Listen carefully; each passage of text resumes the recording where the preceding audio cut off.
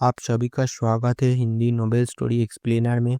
यहाँ पर हर एक स्टोरी आपको मैजिक सिस्टम रोमांस की एक जादुई सफ़र पे ले जाएगी। इस स्टोरी का सारा चरित्रों, स्थान, घटना सब कुछ काल्पनिक है। इसे वास्तविकता से जोड़ने का प्रयास ना करें। चलिए स्टोरी की तरफ आगे बढ़ते हैं। अध्याय 131। अर्जुन ने अपना भाला आगे बढ़ाया और ऋषि समान वृद्ध व्यक्ति की बाईं भुजा पर लगा। उसे घुमा घुमा कर उसने मांस और हड्डी उधेड़ दी। तभी ड्रैगन स्लेयर हेवन तलवार ज्वार की लहर की तरह उतरी और ऋषि समान बूढ़े आदमी का दाहिना हाथ काट दिया। Bang bang! ऋषि समान वृद्ध व्यक्ति दर्द से चीख उठा और उसके कंधों से फव्वारों की तरह खून बहने लगा। टूटी हुई तलवार अपनी चमक खोकर जमीन पर गिर पड़ी। उसने पागलों की तरह अर्जुन की ओर देखा और शाप दिया, साले, तू बहुत बुरी मौत मरेगा। भविष्य में रक्त आत्मा संप्रदाय के स्वामी तुम्हारी भुजाएं काट देंगे और तुम्हारी जीवित खाल उतार लेंगे। वाह! तलवार की रोशनी की एक चमक चमक उठी और ड्रैगन स्लेयर हेवन तलवार ऋषि जैसे बूढ़े आदमी के माथे पर तान दी गई। दूरी केवल 1 सेंटीमीटर थी। यदि अर्जुन उसे मारना चाहता तो वह ऐसा कभी भी कर सकता था। संसार ने उसका पीछा इसलिए नहीं किया क्योंकि उसे उम्मीद थी कि अर्जुन इस बूढ़े व्यक्ति से रक्त आत्मा संप्रदाय और संसार शमशान के बारे में और भी कुछ जान पाएगा। आखिरकार कुछ ऐसी बातें थीं जो वह और संसार शमशान के अन्य प्राचीन महारथी विशेषज्ञ नहीं बता पाए थे। अर्जुन को इन सुरागों और उत्तरों की खोज स्वयं करनी पड़ी। तुम्हें समझना चाहिए कि मैंने तुम्हें क्यों नहीं मारा, है ना? अर्जुन की उदासीन आवाज गूंजी। मुझे नहीं पता। साधु जैसे बूढ़े ने उस ठंडी तलवार को देखा जिससे खून जैसी लाल रोशनी निकल रही थी और व्यंग्य से बोला, साले, मुझे कुछ नहीं पता। अगर तू मुझे मारना चाहता है तो अभी कर दे।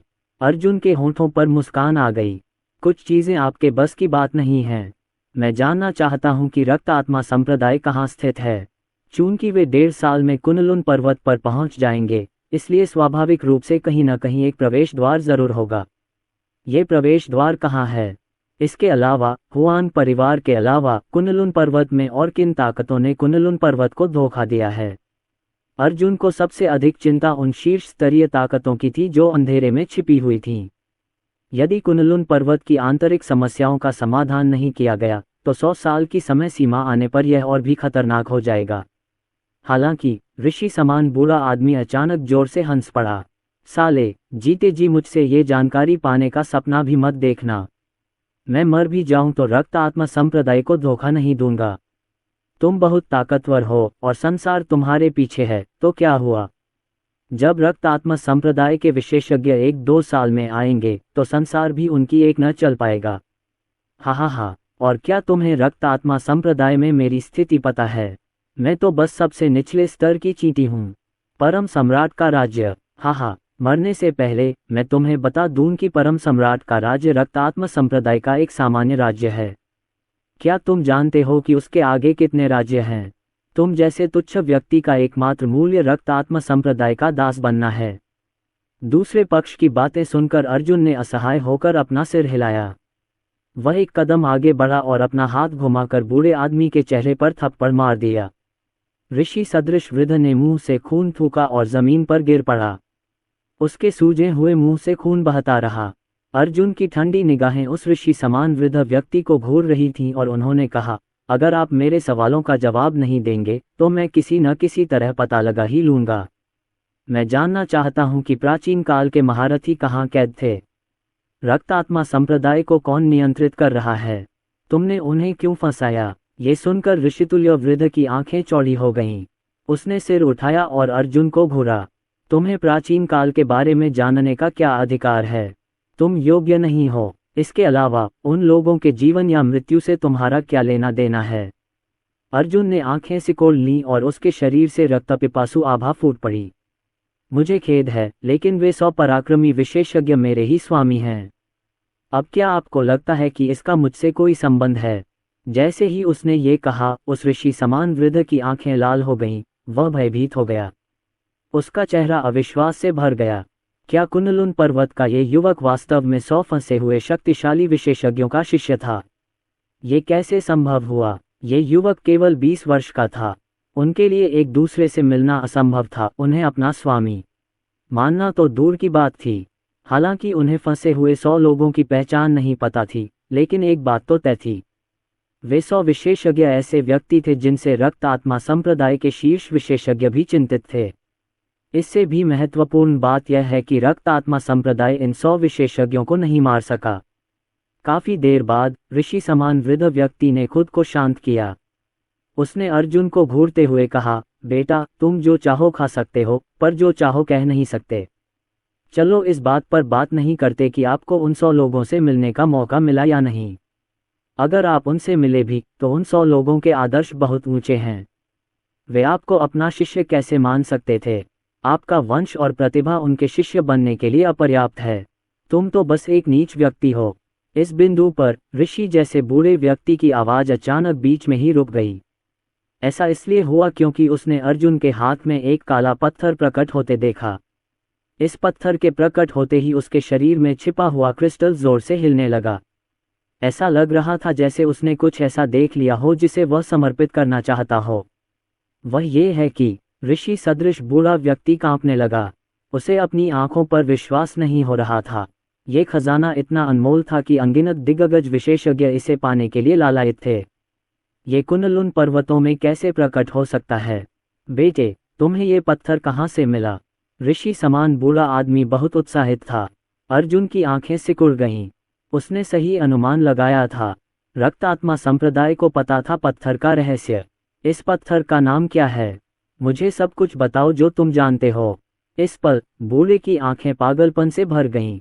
उस पल उसने कई बातें सोची और आखिरकार उसे यकीन हो गया कि अर्जुन और उन फंसे हुए लोगों के बीच कोई न कोई रिश्ता जरूर है। खैर, अर्जुन को बख्शा नहीं जा सकता था, क्योंकि अर्जुन पुनर्जन्म के महारथी थे। पुनर्जन्म को नियंत्रित करके वह सभी के जीवन और मृत्यु को नियंत्रित कर सकता था। यहाँ तक कि स्वर्गीय दाव भी इस बच्चे को सहन नहीं कर सके, तो रक्त आत्मा संप्रदाय कैसे कर सकता है? कुछ ही सेकंड बाद बूढ़े आदमी ने मुंह में खून थूक दिया और उसका पूरा शरीर फैल गया और उसकी नसें फूल गईं। वह अर्जुन के साथ मिलकर नष्ट होना चाहता था। रक्त आत्मा संप्रदाय के धरातल को खतरा पहुंचाने वाले किसी व्यक्ति के अस्तित्व को समाप्त करने के लिए अपने जीवन का आदान प्रदान करना सार्थक था। स्वाभाविक रूप से अर्जुन को खतरा महसूस हुआ और उसने तुरंत दूसरे पक्ष से और जानकारी हासिल करने का विचार छोड़ दिया। उसने अपनी तलवार जोर से घुमाई और एक क्षण बाद ही उस ऋषि समान वृद्ध का सिर जमीन पर लुढ़क गया। हालांकि सिर के बिना भी ऋषि सदृश वृद्ध व्यक्ति का शरीर अभी भी गतिशील था और उसके भीतर रक्त ऊर्जा एकत्रित होती रहती थी। यह अफसोस की बात है कि मैं इस आदमी से और कोई राज नहीं जान पा रहा, लेकिन एक बात तो पक्की है। रक्त आत्मा संप्रदाय इस रहस्यमयी पत्थर की उत्पत्ति जानता है। अर्जुन ने एक शव पर ठंडी नजर डाली और 9 पाताल आकाश भाला उस बूढ़े आदमी के शरीर में घुसा दिया, जिससे उसके आंतरिक अंग, हाथ पैर और हड्डियां कुचल गईं। एक क्षण में भाले की क्यूई की 100 किस्में शरीर से अलग हो गईं। वह तो मर ही गया। अर्जुन इतना शक्तिशाली कैसे हो गया? घायल बूढ़ा 10 चाल भी नहीं टिक पाया। अर्जुन अब सिर्फ दाओयुआन क्षेत्र का साधक है, तो एक बार जब वह सर्वोच्च सम्राट क्षेत्र में पहुंच जाएगा, तो कुनलुन पर्वत पर उसे कौन रोक सकता है? हालांकि ईशा को नतीजा पता था, फिर भी जब उसने ये सब देखा तो वह चौंक गई। वह पास गई और अर्जुन को देखा। वह जाना पहचाना सा लगा, फिर भी अलग सा, क्योंकि वह दोनों को एक समझने की कोशिश कर रही थी। तुम मुझे क्यों घूर रहे हो? क्या तुम्हें मुझसे प्यार हो गया है? अर्जुन ने चिढ़ाते हुए पूछा। उसने लापरवाही से शव को ठिकाने लगा दिया, लेकिन इससे पहले उसने ये जांचा कि क्या बूढ़े व्यक्ति के पास अब भी कुछ लेने लायक है। तुम हम्फ, ईशा ने नाक भान सिकुड़ी और पलट कर कहा, तो क्या हुआ अगर तुम ताकतवर हो? मेरे दिल में तो बस मार्शल आर्ट्स है। रही बात तुम्हारी, तो मुझे तुम में जरा भी दिलचस्पी नहीं है। अर्जुन ईशा से कुछ कहने ही वाला था कि अचानक उसने देखा कि शरीर में रोशनी चमक रही है। ये है। अर्जुन ने अपना हाथ बढ़ाया और देखा कि उसकी हथेली में एक चमकदार क्रिस्टल तैर रहा था। इस क्रिस्टल से निकलने वाला प्रकाश पुनर्जन्म के प्रकाश जैसा था और यहाँ तक कि उसके शरीर का खून भी उबलने लगा। यहाँ तक कि संसार का कब्रिस्तान भी हिल रहा था। बूढ़े सनकी ने इसे अपने शरीर में छिपाया था, इसलिए यह बेहद महत्वपूर्ण होगा, खासकर जब से इसने संसार कब्रिस्तान से प्रतिक्रिया भड़काई है। रक्त आत्मा गुप्त क्षेत्र से निपटने के बाद मैं सीनियर संसार से इसके बारे में पूछूंगा। ईशा ने अर्जुन की उलझन को भांप लिया। अर्जुन, अब हम क्या करेंगे? रक्त आत्मा गुप्त क्षेत्र शायद जल्द ही ढह जाएगा। अर्जुन ने एक पल सोचा और फिर बोला, चलो पहले अनिकेत दास के घर वापस चलते हैं। चूंकि रक्त आत्मा संप्रदाय के सभी सदस्य मारे जा चुके हैं, इसलिए अगला कदम हुआंग परिवार का सफाया करना है। वास्तव में चूंकि हमने पहले ही सौहार्द का सारा दिखावा त्याग दिया है, इसलिए हमें रक्त आत्मा संप्रदाय के विशेषज्ञों के अगले समूह के आने से पहले ही हुआंग परिवार को उखाड़ फेंकना होगा। हालांकि पिछले 3000 सालों में सभी परिवारों और संप्रदायों को भारी नुकसान हुआ है, लेकिन हुआंग परिवार ने अपनी स्थिति बनाए रखी है और यहाँ तक कि अपनी ताकत भी बढ़ाई है। उनसे निपटना आसान नहीं होगा। चलो पहले अनिकेत दास के घर चलते हैं। ईशा की आंखें चमक उठीं और उसने जल्दी से सोचा कि क्या करना है। इसके बाद अर्जुन और ईशा तुरंत अनिकेत दास के घर पहुंचे। इस समय संसार कब्रिस्तान में संसार ने अपने सिर के ऊपर तैरते क्रिस्टल को देखा। उसकी आंखें जल रही थीं। मैंने उस लड़के को नहीं मारा क्योंकि मुझे उम्मीद थी कि वह बच्चा इस चीज को पाने के लिए पहल करेगा। इससे, इस बच्चे के वंश से और इस क्रिस्टल से अन्य कब्रों का जागरण शीघ्र हो जाएगा। मोहिनी ने क्रिस्टल को देखा और वह भी उतनी ही उत्साहित थी। वह क्रिस्टल की ऊर्जा को अवशोषित करना चाहती थी। आखिरकार यही चीज उसे अपनी चरम शक्ति तक पहुंचने में मदद कर सकती थी। हालांकि जब उसने सोचा कि यह अर्जुन के लिए कितना महत्वपूर्ण है, तो उसने ऐसा न करने का निर्णय लिया। फिर उसने कुछ सोचा और संसार की ओर देखा। वरिष्ठ मकबरा स्वामी अब गुप्त क्षेत्र में सुरक्षित है। हालांकि गुप्त क्षेत्र से बाहर निकलते ही कुनलुन पर्वत के शीर्षस्थ परिवार उसे निशाना बनाएंगे। ये बहुत खतरनाक होगा। संसार ने सिर हिलाया और कहा, पिछले 3000 वर्षों से कुनलुन पर्वत हर 100 साल में 100 सर्वोच्च सम्राट क्षेत्र विशेषज्ञों को खोते रहे हैं। हुआंग परिवार की नींव के साथ, अगर वे हर 100 साल में केवल एक सर्वोच्च सम्राट क्षेत्र विशेषज्ञ को ही पालते, तो भी उनके पास अब कम से कम 30 विशेषज्ञ होते। अगर वे मकबरे के स्वामी पर हमला करते हैं, तो स्थिति जल्द ही भयावह हो जाएगी। मोहिनी सोचने लगी, हुआंग परिवार पहले एक छोटा परिवार हुआ करता था, लेकिन अपने विश्वासघात की बदौलत अब वे इतने मजबूत हो गए हैं कि कुनलुन पर्वतों के सबसे बड़े परिवारों में से एक माने जाते हैं। उसने 100 कब्रों को देखा और कहा, मुझे याद है कि एक विशेषज्ञ था जो एक ऐसी तकनीक लेकर आया था जिससे दुश्मनों को वश में किया जा सकता था, और वह विशेषज्ञ भी संसार कब्रिस्तान में है। यदि वह जागृत हो जाता है और समाधि स्वामी उसकी साधना तकनीक सीख लेता है, तो वह हुआंग परिवार के सर्वोच्च सम्राट क्षेत्र के विशेषज्ञों को वश में कर सकेगा और उन्हें अपना अधीनस्थ बना सकेगा। हालांकि हुआंग परिवार मारे जाने लायक है, फिर भी वे अभी उपयोगी हैं। वह उन्हें बलपूर्वक वश में कर सकता है और रक्त आत्मा संप्रदाय से लड़ने के लिए उनकी आत्माओं को सील कर सकता है, और रक्त आत्मा संप्रदाय को हराने के बाद उनसे निपट सकता है। ये तो स्वाभाविक रूप से अच्छा है। संसार ने सिर हिलाया। हालांकि ये देखना बाकी है कि वह व्यक्ति जागृत होगा या नहीं। अगर मुझे ठीक से याद है, तो वह व्यक्ति एक खास स्वर्ग विरोधी दांव में पारंगत है। इस बीच हान परिवार के पास हान तियांग घबराहट में जल्दी से भाग गया, जिससे रास्ते में अन्य लोग भी चौंक गए। वह अनिकेत दास के घर की ओर दौड़ा और चिल्लाया, पूर्वज, कुछ बड़ा हुआ है। रक्त आत्मा संप्रदाय के वरिष्ठों को ये शितियान ने मार डाला है। रक्त आत्मा संप्रदाय के 5 वरिष्ठों को ये शितियान ने मार डाला है। मुझे डर है कि आखिरी वाला भी ज्यादा दिन नहीं टिकेगा। हमें क्या करना चाहिए? अगर रक्त आत्मा संप्रदाय के विशेषज्ञों को पता चल गया, तो हम उनसे कैसे निपटेंगे? धमाका! एक शक्तिशाली आभा फैली और हान तियान दर्जनों मीटर दूर उड़ गया। हान तियान जमीन पर गिर पड़ा, उसके मुंह से खून बहने लगा। वह जल्दी से घुटनों के बल बैठ गया और प्रणाम किया। पूर्वज, मुझे पता है कि मुझे आपको परेशान नहीं करना चाहिए, लेकिन अरुण ने अकल्पनीय काम किया है। अगर रक्त आत्मा संप्रदाय को इसके बारे में पता चल गया, तो मुझे डर है कि हम बच नहीं पाएंगे। पूर्वज, कृपया जल्दी से कोई निर्णय लें। ये शितियान के अधीनस्थ लगभग आ ही गए हैं। हमें लड़ना चाहिए या उन्हें अंदर आने देना चाहिए? भाड़ में जाओ! अनिकेत दास चिल्लाया। उसकी बूढ़ी आवाज लगातार बदल रही थी, इसलिए उसकी भावनाओं का अंदाजा नहीं लगाया जा सका। हालांकि ध्वनि तरंगें एक भारी हथौड़े में बदल गईं जिसने हान तियान को 100 मीटर दूर उड़ा दिया। अगर यह बच्चा उससे खून का रिश्ता न रखता, तो वह उसे मार डालता। पुची! हान तियान, जो 8वें स्तर का दाओयुआन क्षेत्र का साधक था, ने 3 बार खून थूका। हान तियान के पास मुठियां भींचकर वहां से जाने के अलावा कोई चारा नहीं था।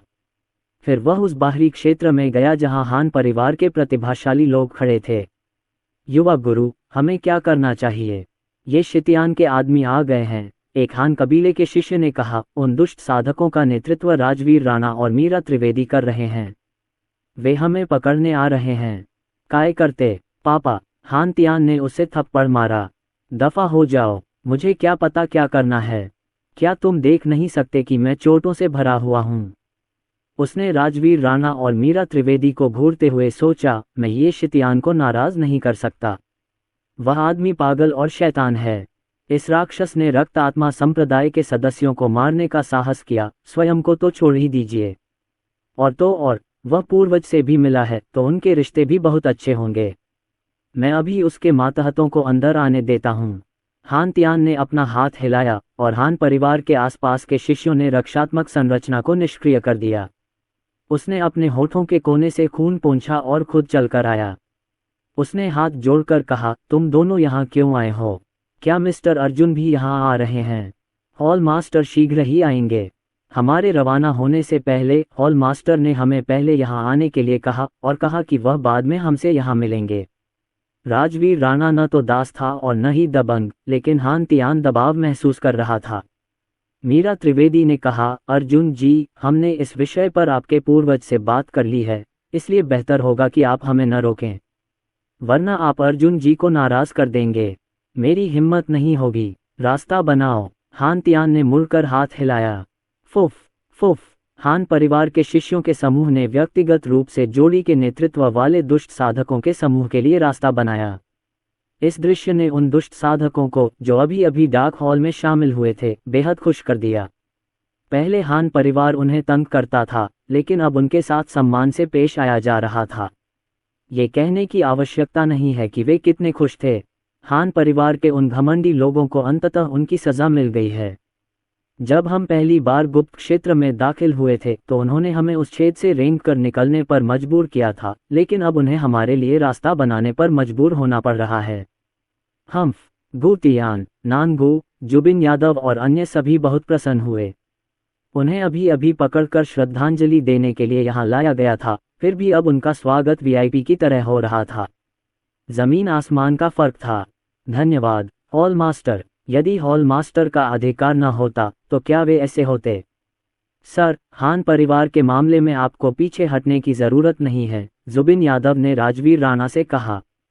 हान परिवार तो कुत्ते हैं जो दूसरों को धमकाते हैं। अगर हॉल मास्टर ने रक्त आत्मा संप्रदाय के इन कमीनों को नहीं मारा होता तो ये लोग हमें घेर कर मार ही डालते। जुबिन यादव अपनी स्थिति को लेकर बिल्कुल स्पष्ट थे। उनके पास अब जो कुछ भी है वो सब ये शितियान की बदौलत है। ये शितियान के बिना वो कब के मर गए होते। बाकी दुष्ट साधकों के साथ भी यही हुआ। ये शितियान के बिना वे हुआन परिवार या रक्तात्म संप्रदाय के हाथों मारे गए होते। इसलिए गर्मजोशी से स्वागत के बावजूद हान तियान के बारे में उनकी धारणा अच्छी नहीं थी। इसके बजाय वे ये शितियान के और भी ज्यादा आभारी हो गए। हान परिवार के लोगों, हट जाओ। हम सीनियर अनिकेत दास को परेशान नहीं करेंगे। हम यहीं हॉल मास्टर के आने का इंतजार करेंगे। राजवीर राणा ने बस हान तियान को एक तरफ हटने के लिए कहा। ये सुनकर हान तियान केवल आज्ञाकारी रूप से किनारे पर खड़ा हो सका और उसने हान परिवार के कुछ सदस्यों को राजवीर राणा और अन्य लोगों के लिए कुछ जलपान लाने का आदेश दिया। युवा मास्टर, ये बहुत ज्यादा हैं। युवा गुरु, ये दुष्ट साधक वास्तव में हमें नीची नज़र से देख रहे हैं। कमीने, कई हान परिवार के शिष्य अब इसे रोक नहीं सके, लेकिन पा हान तियान ने उन्हें 3 थप्पड़ मारे और गुस्से से कहा, कृपया मुझे अपनी मूर्खता में शामिल न करें। मुझे भी अपने साथ नीचे न घसीटें। अरुण रक्त आत्मा संप्रदाय के सदस्यों को मारने में कामयाब रहा, तो आपको क्या लगता है कि वह हमें मारने की हिम्मत नहीं करेगा? क्या तुम मूर्ख हो? अगर तुम अपना गुस्सा निकालना चाहते हो तो मैं तुम्हें हान परिवार से निकाल दूंगा। मैं नहीं चाहता कि तुम्हारी बेवकूफ़ी भरी हरकतों की वजह से अरुण तुम्हें मार डाले। हान परिवार के तीनों शिष्य इतने डर गए थे कि वे जमीन पर घुटनों के बल बैठ गए, जोर से सांस लेने की भी हिम्मत नहीं जुटा पा रहे थे। बाकी लोग मन ही मन हान तियान के इस व्यवहार के लिए आभारी थे। आखिरकार कोई भी किसी का नुकसान नहीं उठाना चाहता था। राजवीर राणा और मीरा त्रिवेदी सीधे बैठे रहे, जबकि बाकी दुष्ट साधक गार्ड के रूप में अपने कर्तव्यों का पालन करते हुए हान परिवार के प्रतिभाशाली लोगों पर नजर रख रहे थे। इसके विपरीत अनिकेत दास अपने घर के अंदर ध्यान से सोच रहे थे। आधे घंटे बाद दो दृश्य चमके और तुरंत ही निवास में प्रकट हो गए। वे अर्जुन और ईशा थे। फुफ फुफ, डार्क हॉल से सभी लोग उठे और तेजी से आगे बढ़े। वे सलीके से पंक्तिबद्ध होकर झुके। उठो, अर्जुन ने हाथ हिलाया और एक अदृश्य शक्ति ने उन्हें ऊपर उठा लिया। उसने उन पर नजर डाली और कहा, पहले तुम लोग यहीं रुको, मुझे अनिकेत दास से कुछ बात करनी है। जैसी आपकी आज्ञा, हॉल मास्टर। राजवीर राणा सबको ले गए और सब पहरा देते हुए इंतजार करने लगे। ईशा भी उनके साथ आ गई, जिससे हान तियान और हान परिवार के दूसरे प्रतिभाशाली लोग घबरा गए। उसने मन ही मन सोचा, अरुण ने तो अपने पूर्वज को उनके नाम से पुकारा था। क्या ये हो सकता है कि अरुण कोई 20 साल का युवक न होकर कोई महारथी हो? क्या उसने शरीर पर कब्जा कर लिया था, या किसी तकनीक से अपनी उम्र छिपाई थी? ये बहुत संभव था, अन्यथा वह सर्वोच्च सम्राट क्षेत्र के विशेषज्ञों को इतनी आसानी से कैसे हरा सकता था, विशेष रूप से रक्त आत्मा संप्रदाय के लोगों को जो अनगिनत वर्षों से यहाँ थे। ये सोचकर हान तियान खुश हुआ कि उसने ये शितियान के मातहतों पर हमला करने का आदेश नहीं दिया, वरना अब तक वह मर चुका होता। सबसे अच्छी शराब लाओ, हान तियान ने तुरंत आदेश दिया। हाँ, हम जानते हैं। हान परिवार के प्रतिभाशाली लोगों के समूह ने भी अभी अभी ये दृश्य देखा था। धनुष की टंकार से चौंके हुए पक्षियों की तरह उन्होंने झटपट राजवीर राणा के समूह को तरह तरह की अच्छी शराब और व्यंजन परोस दिए। इस समय एक पत्थर के कमरे के अंदर एक संरचना से ढका हुआ है। अर्जुन ने अनिकेत दास की ओर देखा। आप हुआन परिवार के बारे में तो जानते ही हैं, उनके बारे में आपकी क्या योजना है? जरा जल्दबाजी तो नहीं कर रहे हो? अनिकेत दास की नज़रें शांत थीं। मैं चाहता तो उन छहों को मार सकता था, लेकिन डेडलाइन 1.5 साल बाद है। क्या आपको विश्वास है कि आप 1.5 साल में सर्वोच्च सम्राट के दायरे में आगे बढ़ सकते हैं? बिल्कुल, मुझे पूरा भरोसा है। अभी हुआन परिवार की बात नहीं करते, आइए उन विशेषज्ञों की ताकत की बात करें जिन्हें रक्त आत्मा संप्रदाय 1.5 साल में भेजेगा। अर्जुन आराम से एक लकड़ी की कुर्सी पर बैठ गया। अनिकेत दास ने थोड़ा सिर हिलाया और अपनी लकड़ी की कुर्सी पर बैठ गए। 7 आकृतियां, हरी रोशनी उसकी उंगलियों के चारों ओर घूमी और खिल गई। धीरे धीरे 7 मानव जैसी आकृतियां बन गईं।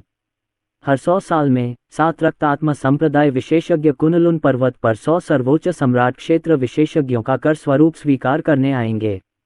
पुरुषों को यातनाएं देकर मार डाला जाएगा, जबकि महिलाओं का शोषण किया जाएगा। अनिकेत दास की बातें सुनकर अर्जुन थोड़ा स्तब्ध रह गया।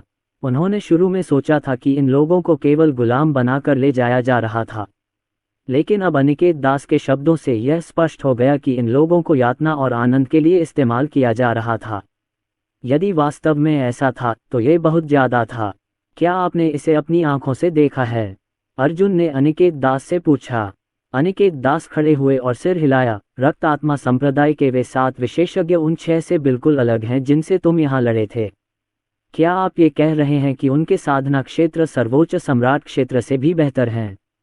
अर्जुन का चेहरा अचानक चिंतित हो गया। यद्यपि यह अपेक्षित था, लेकिन यदि वास्तव में ऐसा होता तो स्थिति और अधिक कष्टकारी होती। वह उन 7 से अकेले कैसे लड़ सकता था? 1.5 साल में क्या होगा, इसके बारे में तुम्हें कितना पता है? मुझे सब कुछ जानना है। अर्जुन का स्वर अत्यंत गंभीर और ठंडा था। अनिकेत दास ने आह भरते हुए कहा, इतने साल हो गए, लेकिन इसमें कोई बदलाव नहीं आया है। कुनलुन पर्वत के सभी लोग और मैं उनसे लड़ना चाहते थे, लेकिन अंत में परिणाम स्पष्ट था। रक्त आत्मा जनजाति के विशेषज्ञों और हमारे बीच का अंतर कुनलुन पर्वत के विशेषज्ञों और हुआक्सिया के आम लोगों के बीच के अंतर जैसा था। न सिर्फ उनकी साधना के क्षेत्र ऊंचे हैं, बल्कि उनकी तकनीकें भी ज्यादा मजबूत हैं। मैं इतने सालों से पागल होने का नाटक कर रहा हूं क्योंकि मैं नहीं चाहता कि वे लोग मुझे खोज लें। कुनलुन पर्वतों में सर्वोच्च सम्राट क्षेत्र के विशेषज्ञों की संख्या भी कम होती जा रही है, जिससे कुनलुन पर्वतों के विकास पर रोक लग गई है। बेशक ऐसे अन्य परिवार भी हैं जिन्होंने गुप्त रूप से कुछ सर्वोच्च सम्राट क्षेत्र विशेषज्ञों का पोषण किया है और उनका विरोध करने की तैयारी में उन्हें संरक्षित किया है। हालांकि उन सातों में से सबसे मजबूत उस क्षेत्र के बेहद करीब है और सबसे कमजोर ऐसा कुछ नहीं है जिसका कुनलुन पर्वतों के हमारे विशेषज्ञ विरोध कर सकें। अनिकेत दास ने कुछ असहाय होकर कहा, मेरी वर्तमान शक्ति के साथ या गुप्त क्षेत्र के बाहर के परिवारों के पूर्वजों की शक्ति के साथ भी हमारे लिए उनका विरोध करना लगभग असंभव है। उनमें से किसी में भी मुझे तुरंत मारने की युद्ध शक्ति है। ये सुनकर अर्जुन ने थोड़ा सिर हिलाया और मन ही मन सोचा, अगर ऐसा है तो मुझे कम से कम सर्वोच्च सम्राट क्षेत्र के शिखर तक पहुंचना होगा ताकि यह सुनिश्चित हो सके कि मैं रक्तात्म संप्रदाय के सभी 7 विशेषज्ञों को हरा सकूं। उसे 1.5 साल में इतने सारे साधना क्षेत्रों को आगे बढ़ाना था। ये तो अकल्पनीय था। यद्यपि उसकी उन्नति की गति स्वर्ग को चुनौती देने वाली थी, लेकिन यदि वह वास्तव में ये कार्य करना चाहता था तो उसका मार्ग खतरों और पीड़ाओं से भरा था। वह संसार कब्रिस्तान के प्राचीन शक्तिशाली विशेषज्ञों पर निर्भर नहीं रह सकता था। आखिरकार वे दिव्य आत्माएं ही तो थीं। वे 1-2 बार हमला तो कर सकते थे, लेकिन उन 7 लोगों से निपटने के लिए ज्यादा देर तक लड़ नहीं पाते थे। फिर भी खुद पर भरोसा करना सबसे अच्छा था। फिर अर्जुन ने अपनी नज़र अनिकेत दास पर घुमाई। हुआन परिवार के बारे में क्या? तुम्हें उन्हें अच्छी तरह जानना चाहिए, है ना? स्वाभाविक है। अनिकेत दास ने एक पल के लिए याद किया और बताया, उस समय हुआन परिवार और कई अन्य ताकतों ने रक्त आत्मा संप्रदाय के साथ सांठगांठ कर ली थी, जिससे उन्हें कुनलुन पर्वत पर उतरने का मौका मिल गया। उस समय हुआन परिवार के पास कोई शीर्ष विशेषज्ञ नहीं था, और भले ही उन्हें 100 साल की समय सीमा से छूट दी गई हो, हुआन परिवार के पूर्वज सर्वोच्च सम्राट क्षेत्र के 8वें स्तर तक ही पहुंच पाए हैं। यदि आप हुआन परिवार से निपटना चाहते हैं तो मैं अन्य परिवारों के पूर्वजों से संपर्क कर सकता हूं और पहले उनके पूर्वज से निपटने में आपकी मदद कर सकता हूं। मैं हुआन परिवार के सर्वोच्च सम्राट क्षेत्र के विशेषज्ञों से निपटने में भी आपकी मदद कर सकता हूं। हालांकि संभवतः उनकी संख्या बहुत ज़्यादा है। इससे भी महत्वपूर्ण बात यह है कि हेवंस डिक्लेरेशन रैंकिंग का हुआन परिवार से गहरा संबंध है। इतने सालों से हुआन परिवार का लगभग कोई भी सदस्य इस रैंकिंग में नहीं रहा है। अगर वे रैंकिंग में हैं भी, तो ये केवल कुनलुन पर्वत के विभिन्न बड़े परिवारों को भ्रमित करने के लिए है। ये सबसे अच्छा होगा अगर हम हुआन परिवार को वश में करने का कोई तरीका सोचें। ऐसा इसलिए है क्योंकि उनके सर्वोच्च सम्राट क्षेत्र के विशेषज्ञ रक्तात्मा संप्रदाय से लड़ने में एक मूल्यवान संसाधन है, खासकर ये देखते हुए कि कुनलुन पर्वतों में कितने कम लोग बचे हैं। अन्यथा भले ही आप रक्त आत्मा संप्रदाय के सबसे मजबूत विशेषज्ञ को संभाल लें, बाकी लोग कुनलुन पर्वत के बाकी हिस्सों को कुचल देंगे। अनिकेत दास ने अर्जुन को देखा और उसकी गतिविधियों और व्यवहार का निरीक्षण किया, लेकिन उन्हें कुछ भी असामान्य नहीं लगा। फिर उसने कहा, मैं हुआन परिवार को छोड़ना नहीं चाहता, लेकिन हमें पहले उनका इस्तेमाल करना होगा। युद्ध खत्म होने के बाद हम इन गद्दारों को एक एक करके मार डालेंगे। अर्जुन कुछ नहीं बोला। उसकी नज़र में देशद्रोही परिवारों और सेनाओं को जिंदा नहीं छोड़ना चाहिए। हालांकि अनिकेत दास का सुझाव गलत नहीं था। अगर इन परिवारों और ताकतों से ठीक से निपटा नहीं गया तो 1.5 साल में उनका सामना न सिर्फ रक्त आत्मा संप्रदाय के विशेषज्ञों से होगा, बल्कि इन देशद्रोही परिवारों और ताकतों से भी होगा। ये सबसे बुरी स्थिति थी। हालांकि ये देखते हुए कि वहां इतने सारे सर्वोच्च सम्राट क्षेत्र विशेषज्ञ थे, वह उन्हें कैसे वश में कर सकता था। जब अर्जुन इस विषय पर विचार कर रहा था, तभी उसके मन में एक आवाज गूंजी, संसार के शमशान में कोई है जो ये कर सकता है। अर्जुन स्तब्ध रह गया। उसने अपनी चेतना को तुरंत संसार के शमशान में भेज दिया। संसार एक कब्र के सामने अपने हाथ पीछे करके खड़ा था और उसकी आंखें उस पर टिकी हुई थीं। वरिष्ठ जू, ये कौन कर सकता है? क्या मैं उसकी समाधि का पत्थर सक्रिय कर सकता हूँ? अर्जुन ने जल्दी से पूछा। यही वह प्रश्न था जिसे लेकर अर्जुन सबसे ज्यादा चिंतित था। संसार कब्रिस्तान में अभी भी कई समाधियां धुंधली थीं, जिसका मतलब था कि उन्हें सक्रिय करने के लिए जरूरी शर्तें पूरी करना अभी बाकी था। संसार ने काफी देर तक कोई जवाब नहीं दिया। पूरे 10 सेकंड बाद उसने कहा, इस व्यक्ति को तलवार सम्राट कहा जाता है। वह भी कुनलुन पर्वत से है और तलवारबाजी का बेजोड़ उस्ताद है। तलवारबाजी के मामले में मैं उसका कोई मुकाबला नहीं कर सकता। हालांकि यहाँ मुख्य बात यह है कि इस व्यक्ति की असली प्रसिद्ध तकनीक दुश्मन की साधना तकनीक को बलपूर्वक सील करना है, जो उसकी जन्मजात तकनीक भी है। उसका कोई वंशज नहीं है, इसलिए तलवार सम्राट के गायब होने के बाद सील करने की तकनीक भी गायब हो गई। इसलिए यदि आप अनिकेत दास की योजना को क्रियान्वित करना चाहते हैं तो आपको इस समाधि पत्थर को सक्रिय करना होगा। अर्जुन ने धुंधली और वीरान समाधि की ओर देखा और कहा, वरिष्ठ जू, मैं इस व्यक्ति को देखना चाहता हूँ, लेकिन मुझे आपकी समाधि का पत्थर खोलने में ही बहुत समय लग गया और उसकी समाधि खोलने में तो और भी ज्यादा समय लगेगा, है ना? क्या कोई और रास्ता है? संसार ने कुछ नहीं कहा, लेकिन मोहिनी की ओर देखा। मोहिनी की आंखों ने अर्जुन को इशारा कर दिया। वह अर्जुन के पास गई। कब्र गुरु, संसार कब्रिस्तान के मकबरों को सक्रिय करने का एक और तरीका भी है। किस रास्ते? अर्जुन ने उत्साहित होकर पूछा। मोहिनी मुस्कुराए। कब्र के स्वामी को पता होना चाहिए कि कब्र के पत्थर को सक्रिय करने के लिए उसके स्वामी द्वारा पहचाने जाने की आवश्यकता होती है। तलवार सम्राट कुन-लुन पर्वत से हैं। संयोग से उन्हें अपनी तलवार का बहुत ध्यान है। तलवार सम्राट को जगाने के लिए आपको उसका निवास ढूंढना होगा और उसकी तलवार वापस लेनी होगी। जहां तक तलवार के बारे में है, मुझे ज्यादा यकीन नहीं है। उस प्राचीन युद्ध का अनुभव रखने वाले अनिकेत दास को शायद पता होगा। ये सुनकर अर्जुन ने अपने दिल के सदमे को जल्दी से दबा लिया और वास्तविकता में लौट आया। उसने अनिकेत दास की ओर देखा, जो अभी भी बोल रहा था, जो लोग हुआन परिवार के लिए उपयोगी हैं, उन्हें जीवित रखना चाहिए और उनका उपयोग करना चाहिए, जबकि बाकी जो समय पर आगे नहीं बढ़ पाएंगे और उपयोगी नहीं हो पाएंगे, उन्हें त्याग देना चाहिए। जिन लोगों को जीवित रहने की आवश्यकता नहीं थी, वे स्वाभाविक रूप से हुआन परिवार के प्रतिभाशाली लोग थे। खैर, रक्त आत्मा संप्रदाय के इन कुत्तों को तो मारना ही था। उनमें से हर एक रक्त आत्मा संप्रदाय का गुलाम बनने के विचार से मोहित था। उन्हें जीवित छोड़ने से पृथ्वी प्रदूषित हो जाएगी। क्या आप तलवार सम्राट को जानते हैं? अर्जुन ने अचानक पूछा। क्या तुम तलवार सम्राट को जानते हो? अनिकेत दास का दिल धड़क उठा। तलवार सम्राट एक प्राचीन अस्तित्व है। अरुण इतना छोटा है, फिर भी वह उसे जानता है। लगता है वरिष्ठ संसार ने अरुण को सब कुछ बता दिया है। वरिष्ठ संसार वास्तव में इस शिष्य को बहुत महत्व देते थे। उसका पूर्व निवास कहाँ है?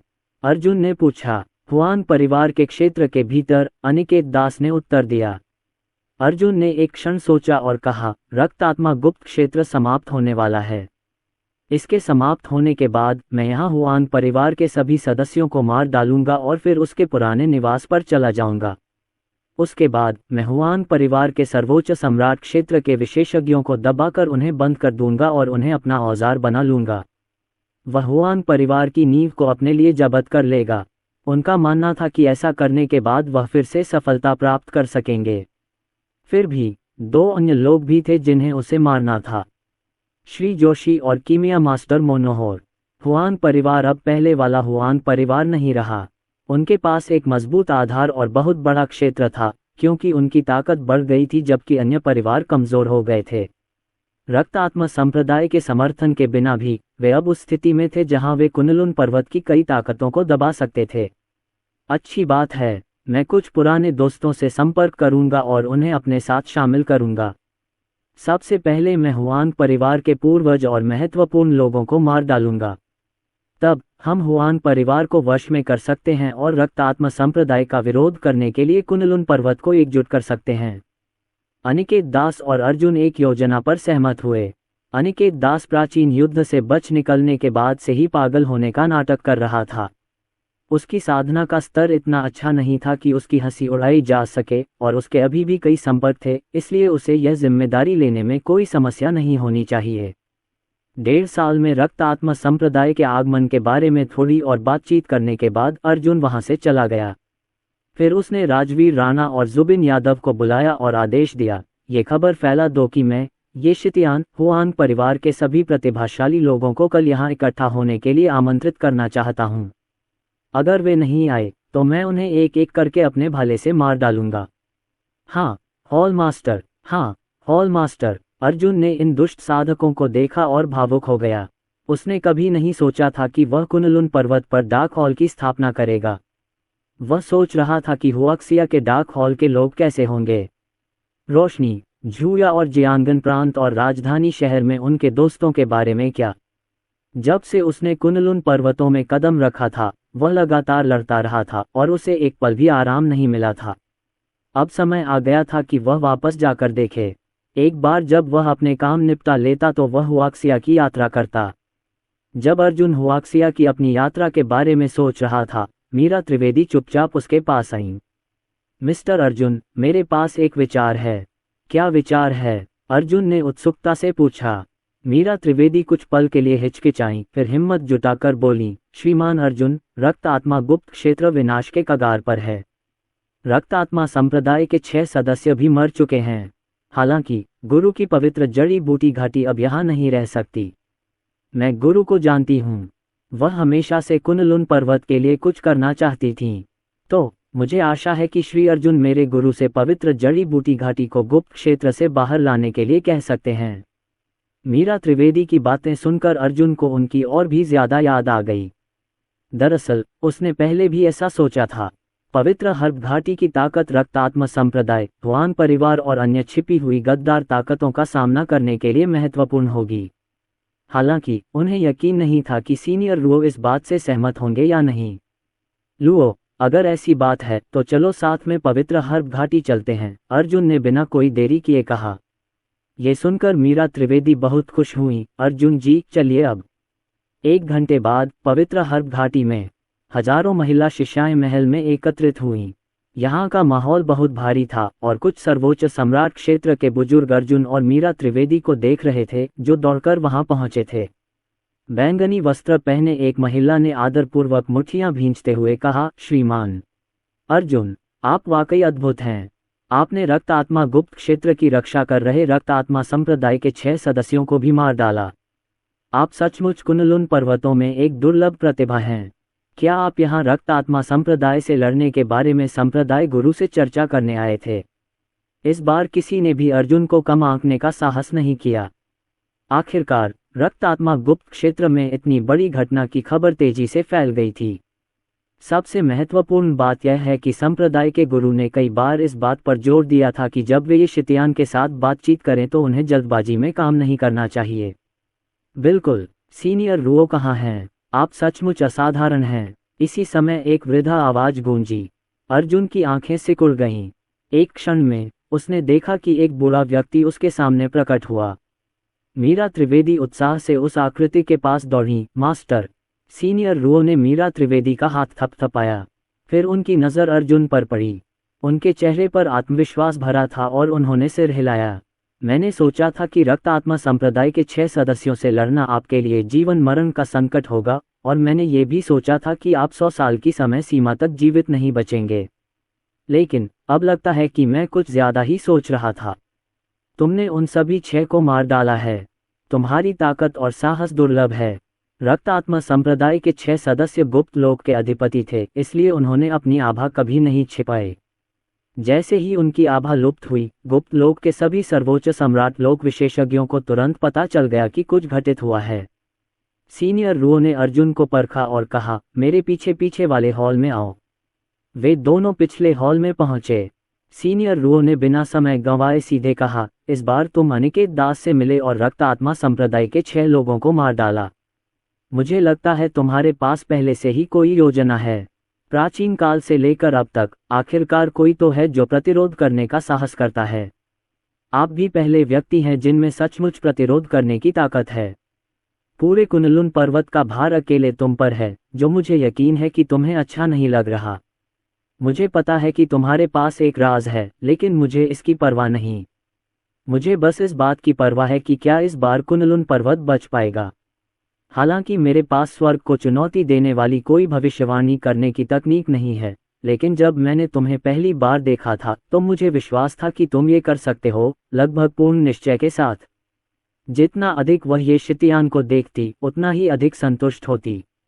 मुझे लगता है अनिकेत दास आपको रक्त आत्मा संप्रदाय के उन 7 विशेषज्ञों की शक्ति के बारे में पहले ही बता चुके हैं जो 1.5 साल में अवतरित होंगे। आप पवित्र जड़ी बूटी घाटी में जरूर किसी चीज की जरूरत के लिए आए होंगे। क्या वो गोलियां हैं, स्प्रिट जड़ी बूटियां हैं, या कुछ और? मुझे आशा है कि सीनियर पूरे होली हर्ब वैली को बाहरी दुनिया में ले जाएंगे। कुनलुन पर्वत अभी अस्तव्यस्त स्थिति में है, लेकिन अगर मैं अपनी सारी ताकतों को संगठित और मजबूत करना चाहता हूं, तो मुझे पवित्र जड़ी बूटी घाटी से गोलियों और आत्मा जड़ी बूटियों के समर्थन की आवश्यकता होगी। अर्जुन ने स्पष्ट रूप से कहा, मुझे यकीन है कि सीनियर अब रक्त आत्मा संप्रदाय का अत्याचार नहीं सहना चाहते। इसलिए मैं हुआंग परिवार को वश में करने और उनके संसाधनों का उपयोग करके खुद को बेहतर बनाने की योजना बना रहा हूँ। 1.5 साल बाद मैं उन 7 विशेषज्ञों को मार डालूंगा और आधिकारिक तौर पर रक्तात्म संप्रदाय के खिलाफ लड़ाई शुरू करूंगा। ये शितियान, मैं हुआंग परिवार के बारे में थोड़ा बहुत जानता हूँ। हुआंग परिवार उतना सरल नहीं है जितना तुम सोचती हो। बाहरी दुनिया में पवित्र जड़ी बूटी घाटी का देखना कोई बच्चों का खेल नहीं है। मैंने तुमसे पहले ही कहा था कि मुझे अपने शिष्यों के लिए जिम्मेदार होना होगा। मैं उनके साथ कोई जोखिम नहीं उठाना चाहता, वरना मैं बहुत पहले ही यहाँ से चला गया होता, सीनियर रुओ ने कहा। मुझ में विश्वास है। अर्जुन सोच रहा था कि वह सीनियर रुओ को कैसे दिखाए कि वह इतना आश्वस्त क्यों है।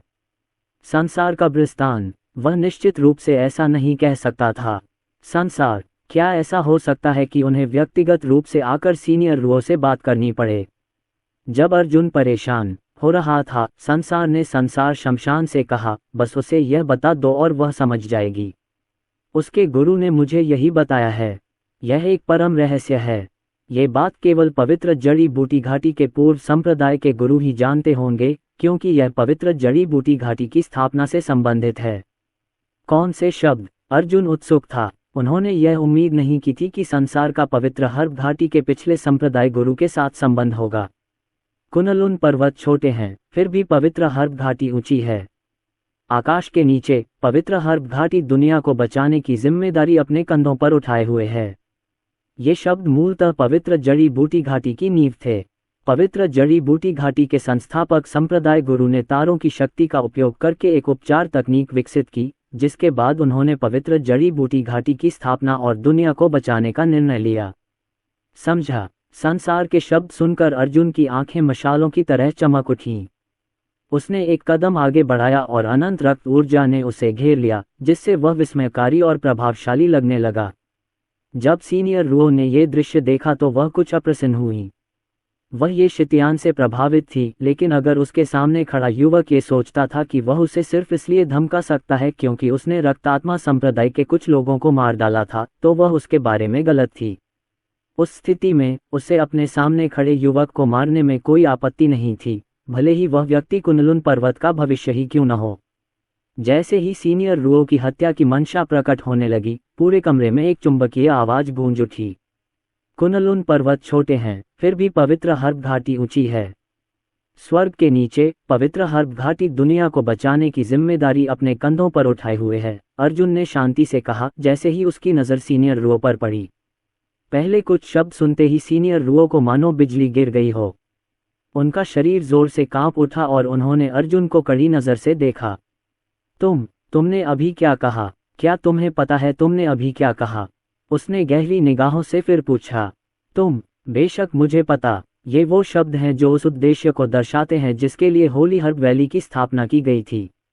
एक वरिष्ठ ने मुझे इसके बारे में बताया।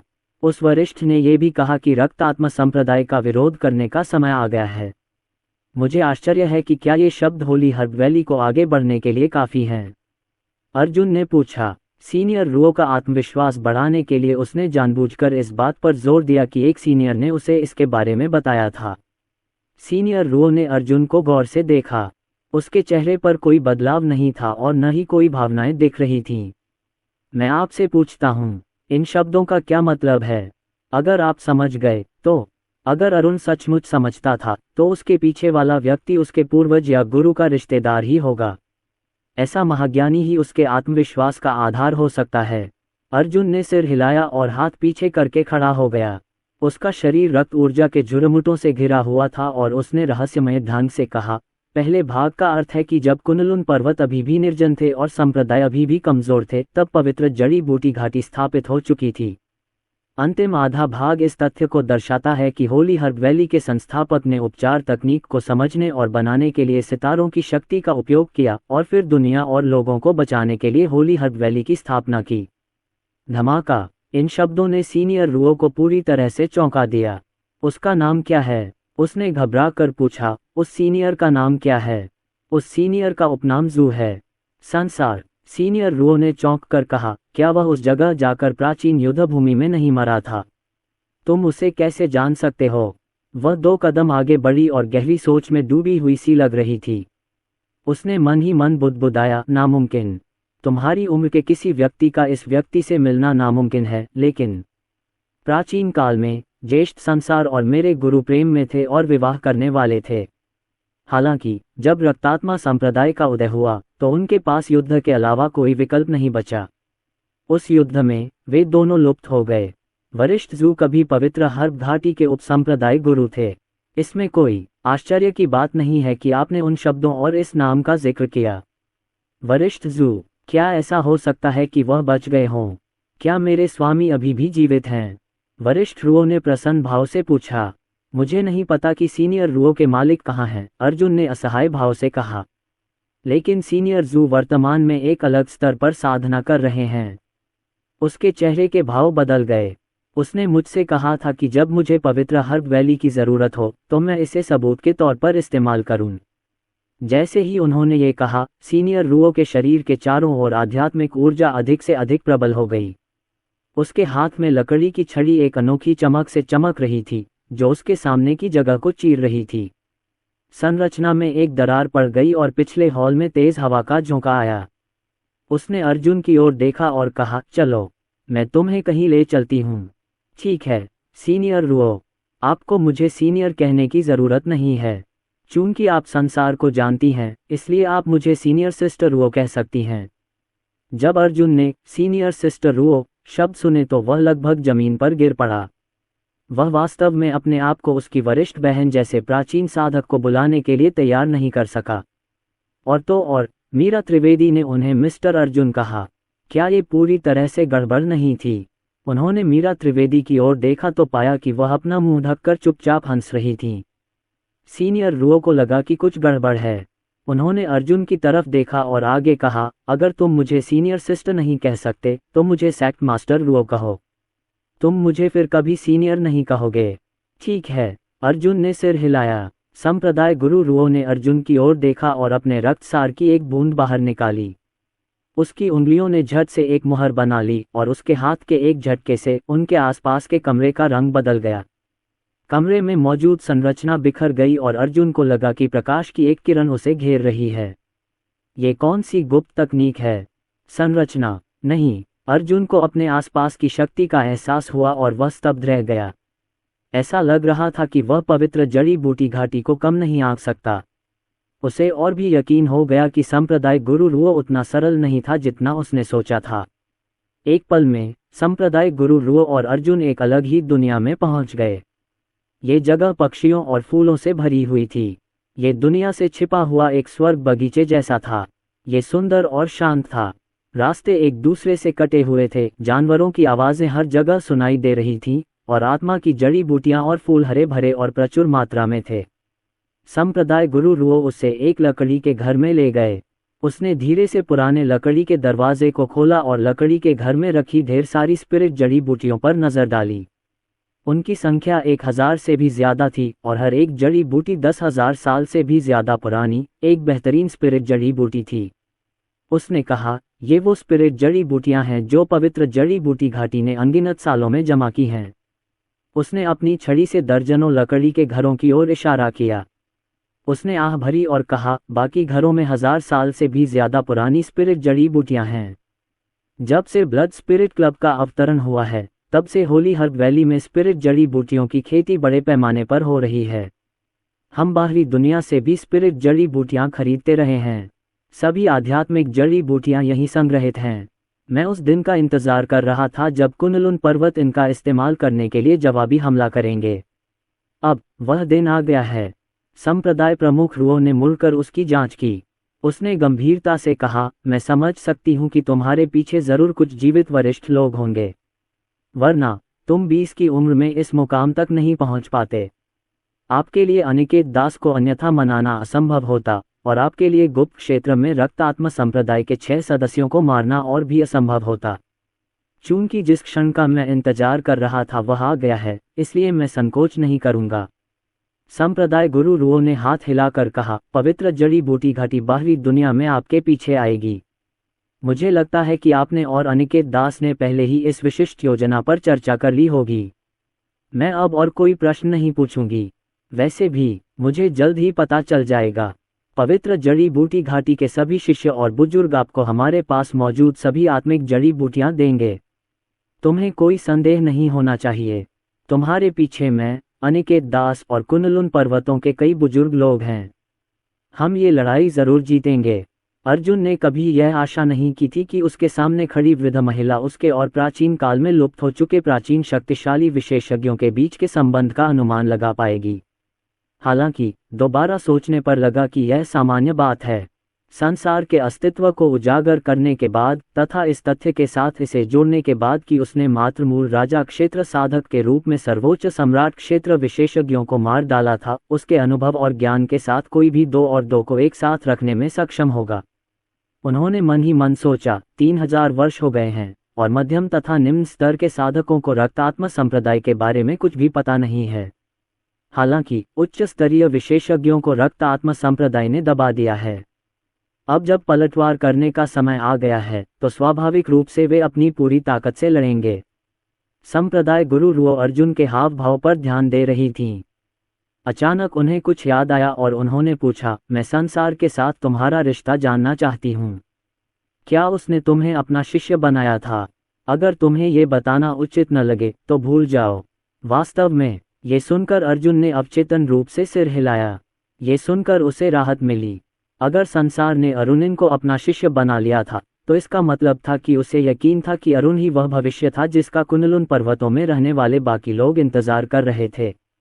हालांकि अर्जुन ने यह स्वीकार किया। संसार ने ठंडे स्वर में कहा, बच्चे, मुझे डर है कि तुम बहुत ज्यादा सोच रहे हो। मैंने तुम्हें कभी अपना शिष्य नहीं माना। तुम्हारी वर्तमान शक्ति और साधना स्तर को देखते हुए तुम बिल्कुल भी योग्य नहीं हो।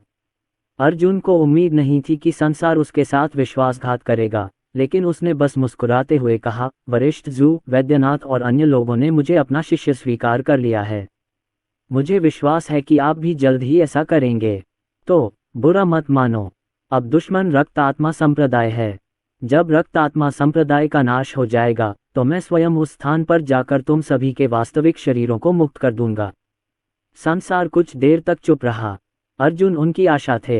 हालांकि उन्होंने आधिकारिक तौर पर अर्जुन को अपना शिष्य स्वीकार नहीं किया था, लेकिन जैसे ही संसार शमशान ने अर्जुन को चुना, उनका अर्जुन का गुरु बनना तय था। आखिरकार अर्जुन उन लोगों से तभी लड़ पाएगा जब उसे उन सभी 100 लोगों की विरासत में मिलेगी। मोहिनी ने संसार की ओर देखा और कहा, वरिष्ठ जू, मुझे यकीन है कि आपका असली शरीर बुरी हालत में है। हालांकि ये कुछ सालों तक तो चल ही सकता है। संसार ने सिर हिलाया। यह आदमी बहुत प्रतिभाशाली है। अगर यह सचमुच कुनलुन पर्वतों को रक्त आत्मा संप्रदाय के विरुद्ध युद्ध में ले जा सके तो मैं इसे अपना गुरु तो स्वीकार करूंगा ही, शिष्य बनाने की तो बात ही छोड़िए। बात बस इतनी है कि रास्ते में बहुत सारे खतरे हैं और जिंदगी मौत अनिश्चित है। कोई नहीं जानता कि उसे किसका सामना करना पड़ेगा। अगर वह सावधान नहीं रहा तो हम सब कुछ खो देंगे। बाहर आकर अर्जुन ने संप्रदाय के गुरु रुओ की ओर देखा और कहा, चलो बुजुर्गों से इन आत्मा जड़ी बूटियों को समूहों में पैक करवाते हैं। ठीक है, संप्रदाय मास्टर रुओ ने सिर हिलाया। अर्जुन ने अपने निर्देश देने के बाद दूर धुंधले आकाश की ओर देखा और धीरे से कहा, रक्त आत्मा गुप्त क्षेत्र छोड़ने से पहले अभी भी 10 दिन से अधिक समय है, जिसके बाद हम रक्त आत्मा संप्रदाय के खिलाफ लड़ाई के मार्ग पर चलेंगे और उन्हें खत्म करने की दिशा में काम करेंगे। संप्रदाय गुरु रुओ ने अपनी छड़ी कसी और एक नीला प्रकाश खिल उठा। वाह! उनकी आंखों के सामने एक नीली रोशनी चमक उठी और कुछ ही क्षणों बाद वे पीछे वाले हॉल में लौट आए और फिर एक साथ मुख्य हॉल में चले गए। बुजुर्गों, शिष्यों, मैंने पहले ही ये शितियान के साथ मामलों पर चर्चा कर ली है। रक्तात्मा संप्रदाय ने कुनलुन पर्वत पर बहुत लंबे समय तक अत्याचार किया है। अब समय आ गया है कि हम इसका जवाब दें। हॉल में तुरंत कोलाहल मच गया। सभी बुजुर्ग जोर जोर से चर्चा कर रहे थे और चेले भी वही कर रहे थे। अर्जुन भी बाहर चला गया, उसकी नज़र सब पर पड़ी। उन्होंने शांति से कहा, मेरा मानना है कि आप में से बहुत से लोग रक्तात्मा संप्रदाय को अच्छी तरह से नहीं जानते, लेकिन हर 100 साल में कुनलुन पर्वत रक्तात्मा संप्रदाय को श्रद्धांजलि स्वरूप 100 सर्वोच्च सम्राट क्षेत्र विशेषज्ञों को भेजते हैं, जो गुलाम बन जाते हैं, या तो प्रताड़ित किए जाते हैं या मारे जाते हैं। आप अभी दाओयुआन क्षेत्र, मूल राजा क्षेत्र या यहाँ तक कि सर्वोच्च सम्राट क्षेत्र के साधक हो सकते हैं, लेकिन कुनलुन पर्वत यही वास्तविकता झेल रहे हैं। आप शायद ये भी पूछना चाहेंगे कि पवित्र हर्ब घाटी को यह अपमान क्यों नहीं सहना पड़ा, है ना? ऐसा इसलिए क्योंकि पवित्र हर्ब घाटी का स्थान विशेष है। रक्तात्मा संप्रदाय इसे नहीं खोज सकता, इसलिए वे केवल अन्य कुनलुन संप्रदायों पर अत्याचार कर सकते हैं और उन्हें हर 100 साल में 100 सर्वोच्च सम्राट क्षेत्र विशेषज्ञों को सौंपने के लिए मजबूर कर सकते हैं। यही कारण है कि कुनलुन पर्वतों में प्रत्येक संप्रदाय लगातार कमजोर होता जा रहा है। जब वे सर्वोच्च सम्राट क्षेत्र के किसी भी विशेषज्ञ को पोषित करने में असमर्थ हो जाएंगे, तब रक्त आत्मा संप्रदाय पवित्र हर्ब घाटी जैसी छिपी हुई शक्तियों की खोज शुरू कर देगा। अर्जुन महसूस कर सकते थे कि पवित्र हर्ब घाटी के बुजुर्ग और शिष्य उनके शब्दों से प्रभावित हुए और आगे बढ़ गए। इस समय उसके पूरे शरीर से राक्षसी ऊर्जा निकल रही थी, जिससे वह और भी प्रभावशाली और शक्तिशाली लग रहा था। वहां मौजूद सभी लोग जानते थे कि उसमें सर्वोच्च सम्राट के क्षेत्र के विशेषज्ञों को भी मार डालने की क्षमता है, इसलिए किसी की भी उसे कम आंकने की हिम्मत नहीं हुई। अर्जुन वहीं रुक गया और पूरे हॉल में एक हल्की हवा का झोंका आया। उसने अपने सामने खड़े कई सर्वोच्च सम्राट राज्य के वरिष्ठों और दर्जनों दाओयुआन और मूल राजा राज्य के शिष्यों की ओर देखा और कहा, रक्त आत्मा संप्रदाय के सामने आपके पास 2 विकल्प हैं। एक तो यह है कि जब तक कुनलुन पर्वतों में अन्य संप्रदाय बहुत कमजोर न हो जाएं, तब तक एक निकृष्ट अस्तित्व जीना है, जिसके बाद पवित्र हर्ब घाटी को संभवतः रक्त आत्मा संप्रदाय द्वारा खोज लिया जाएगा और नष्ट कर दिया जाएगा। दूसरे विकल्प की बात करें तो आप रक्त आत्मा संप्रदाय से लड़ने का विकल्प चुन सकती हैं। हम मर तो सकते हैं, लेकिन अपनी गरिमा जरूर बचा सकते हैं। अगर आप प्रतिरोध नहीं करेंगी, तो आपकी गरिमा और आपकी जान दोनों ही निश्चित रूप से चली जाएंगी। इसके अलावा महिलाओं के तौर पर आपको पुरुषों से कहीं ज्यादा अपमान सहना पड़ेगा। अर्जुन सीधे मुख्य मुद्दे पर पहुंच गया, खासकर ये देखते हुए कि पवित्र जड़ी बूटी घाटी में सभी साधक महिलाएं थीं। कोई भी ऐसा दुर्भाग्य नहीं सहना चाहता था। जब उन्होंने अर्जुन के शब्द सुने तो वे तुरंत क्रोधित हो गए। वरिष्ठिए, हमें रक्त आत्मा संप्रदाय से लड़ना चाहिए। रक्त आत्मा संप्रदाय घटिया हैं, हमें उन्हें नष्ट करना होगा। वरिष्ठिए, हम आपका अनुसरण करने को तैयार हैं। हमें रक्त आत्मा संप्रदाय को नष्ट करना होगा। रक्त आत्मा संप्रदाय को खत्म करो। रक्त आत्मा संप्रदाय को खत्म करो। अंत में उन्होंने मुट्ठियां भींच ली और कहा, संप्रदाय गुरु, हम रक्त आत्मा संप्रदाय के विरुद्ध प्राण त्यागने को तैयार हैं। ये कमीने बहुत आगे बढ़ गए हैं। ठीक है, चूंकि आप तैयार हैं, जब रक्त आत्मा गुप्त क्षेत्र खुलेगा तो पवित्र जड़ी बूटी घाटी बाहरी दुनिया में फिर से प्रकट होगी। संप्रदाय गुरु रुओ ने अर्जुन की ओर देखा और कहा, कनिष्ठ भाई, ये पवित्र जड़ी बूटी घाटी ने आपके पीछे दुनिया में आने और रक्त आत्मा जड़ी बूटी के विरुद्ध आधिकारिक रूप से लड़ने का निर्णय लिया है। हालांकि सर्वोच्च सम्राट क्षेत्र के मध्य स्तर से ऊपर कुनलुन पर्वतों के उच्च अधिकारी ही 100 वर्ष की समय सीमा के बारे में सच्चाई जानते हैं। क्या हमें ये रहस्य बनाए रखना चाहिए? उसने पूछा। इसकी कोई जरूरत नहीं है। इस समय कुनलुन पर्वत अस्तित्व के संकट से जूझ रहे हैं। ये रहस्य जितनी जल्दी सार्वजनिक हो जाए उतना ही अच्छा है, अर्जुन ने तुरंत कहा। लेकिन इससे दहशत फैल सकती है, संप्रदाय प्रमुख रुओ ने कहा। इसके परिणामस्वरूप विभिन्न संप्रदायों के प्रतिभाशाली लोग विद्रोह कर सकते हैं और यहाँ तक कि अपने ही संप्रदाय के बुजुर्गों को मार भी सकते हैं। यही वह प्रभाव है जो मैं चाहता था, अर्जुन ने दुष्टता से मुस्कुराते हुए कहा। उसने एक क्रूर भाव प्रकट करते हुए कहा, कुनलुन पर्वतों में स्थिति बहुत लंबे समय से स्थिर है। इन ताकतों को एकजुट करना मुश्किल नहीं है। हालांकि ये गारंटी देना मुश्किल है कि उनके बीच हुआंग परिवार जैसे गद्दार न हो। इसलिए ये जितना अराजक होगा उतना ही अच्छा होगा। तुम्हारा क्या मतलब है? संप्रदाय मास्टर रुओ ने पूछा। यदि यह बात फैलती है तो विभिन्न संप्रदायों के प्रतिभाशाली लोग निश्चित रूप से हंगामा खड़ा कर देंगे और यहाँ तक कि साधारण दुष्ट साधक भी बड़े लोगों से स्पष्टीकरण मांगेंगे। जो विशेषज्ञ वास्तव में कुनलुन पर्वतों की परवाह करते हैं, वे स्वाभाविक रूप से क्षमा पाने के लिए प्रतिभाशाली लोगों और युवा पीढ़ी के सामने खुद को समझाने की पूरी कोशिश करेंगे। दूसरी ओर, जो लोग रक्त आत्मा संप्रदाय में शामिल हो गए हैं, वे 1.5 साल में 100 सर्वोच्च सम्राट क्षेत्र विशेषज्ञों को न पहुंचा पाने के कारण रक्त आत्मा संप्रदाय द्वारा दंड की चिंता में होंगे। स्वाभाविक रूप से वे इस खबर को दबाने की पूरी कोशिश करेंगे, यहाँ तक कि उन युवा पीढ़ी को भी दबा देंगे जो स्पष्टीकरण मांग रही है। अर्जुन ने ठंडी आवाज में गुर्राहट की। उसका शरीर प्रकाश से झिलमिला उठा, मानो एक भयंकर तलवार बादलों में चमक उठी हो। झंकार, झंकार झंकार। हॉल में सभी तलवारें एक साथ कांपने लगीं, मानो वे अर्जुन और उसकी तलवार दाव की पूजा कर रही हों। अर्जुन की आंखें सिकुड़ गईं। उसने आगे कहा, हमारा पहला लक्ष्य उन सभी को मारना है जिन्होंने खबरों को दबाया है और युवा पीढ़ी को दबाया है, क्योंकि वे देशद्रोही हो सकते हैं। ये जितना ज्यादा अराजक होगा उतना ही बेहतर होगा। तभी हम कुनलुन पर्वतों की प्रमुख शक्तियों को एकजुट कर पाएंगे। यद्यपि अर्जुन ने संहार का मार्ग अपनाया था, फिर भी वह निर्दोष लोगों की हत्या नहीं करना चाहता था। वह अच्छी तरह जानता था कि कुनलुन पर्वत की वर्तमान स्थिति का समाधान आंतरिक रूप से ही करना होगा। हुआंग परिवार के अलावा कुनलुन पर्वतों में कई अन्य शक्तिशाली ताकतें थीं जो देशद्रोही हो गई थीं। उसके पास उन्हें एक एक करके खोजने का समय नहीं था, इसलिए उन्हें बाहर निकालने का ये सबसे अच्छा तरीका था।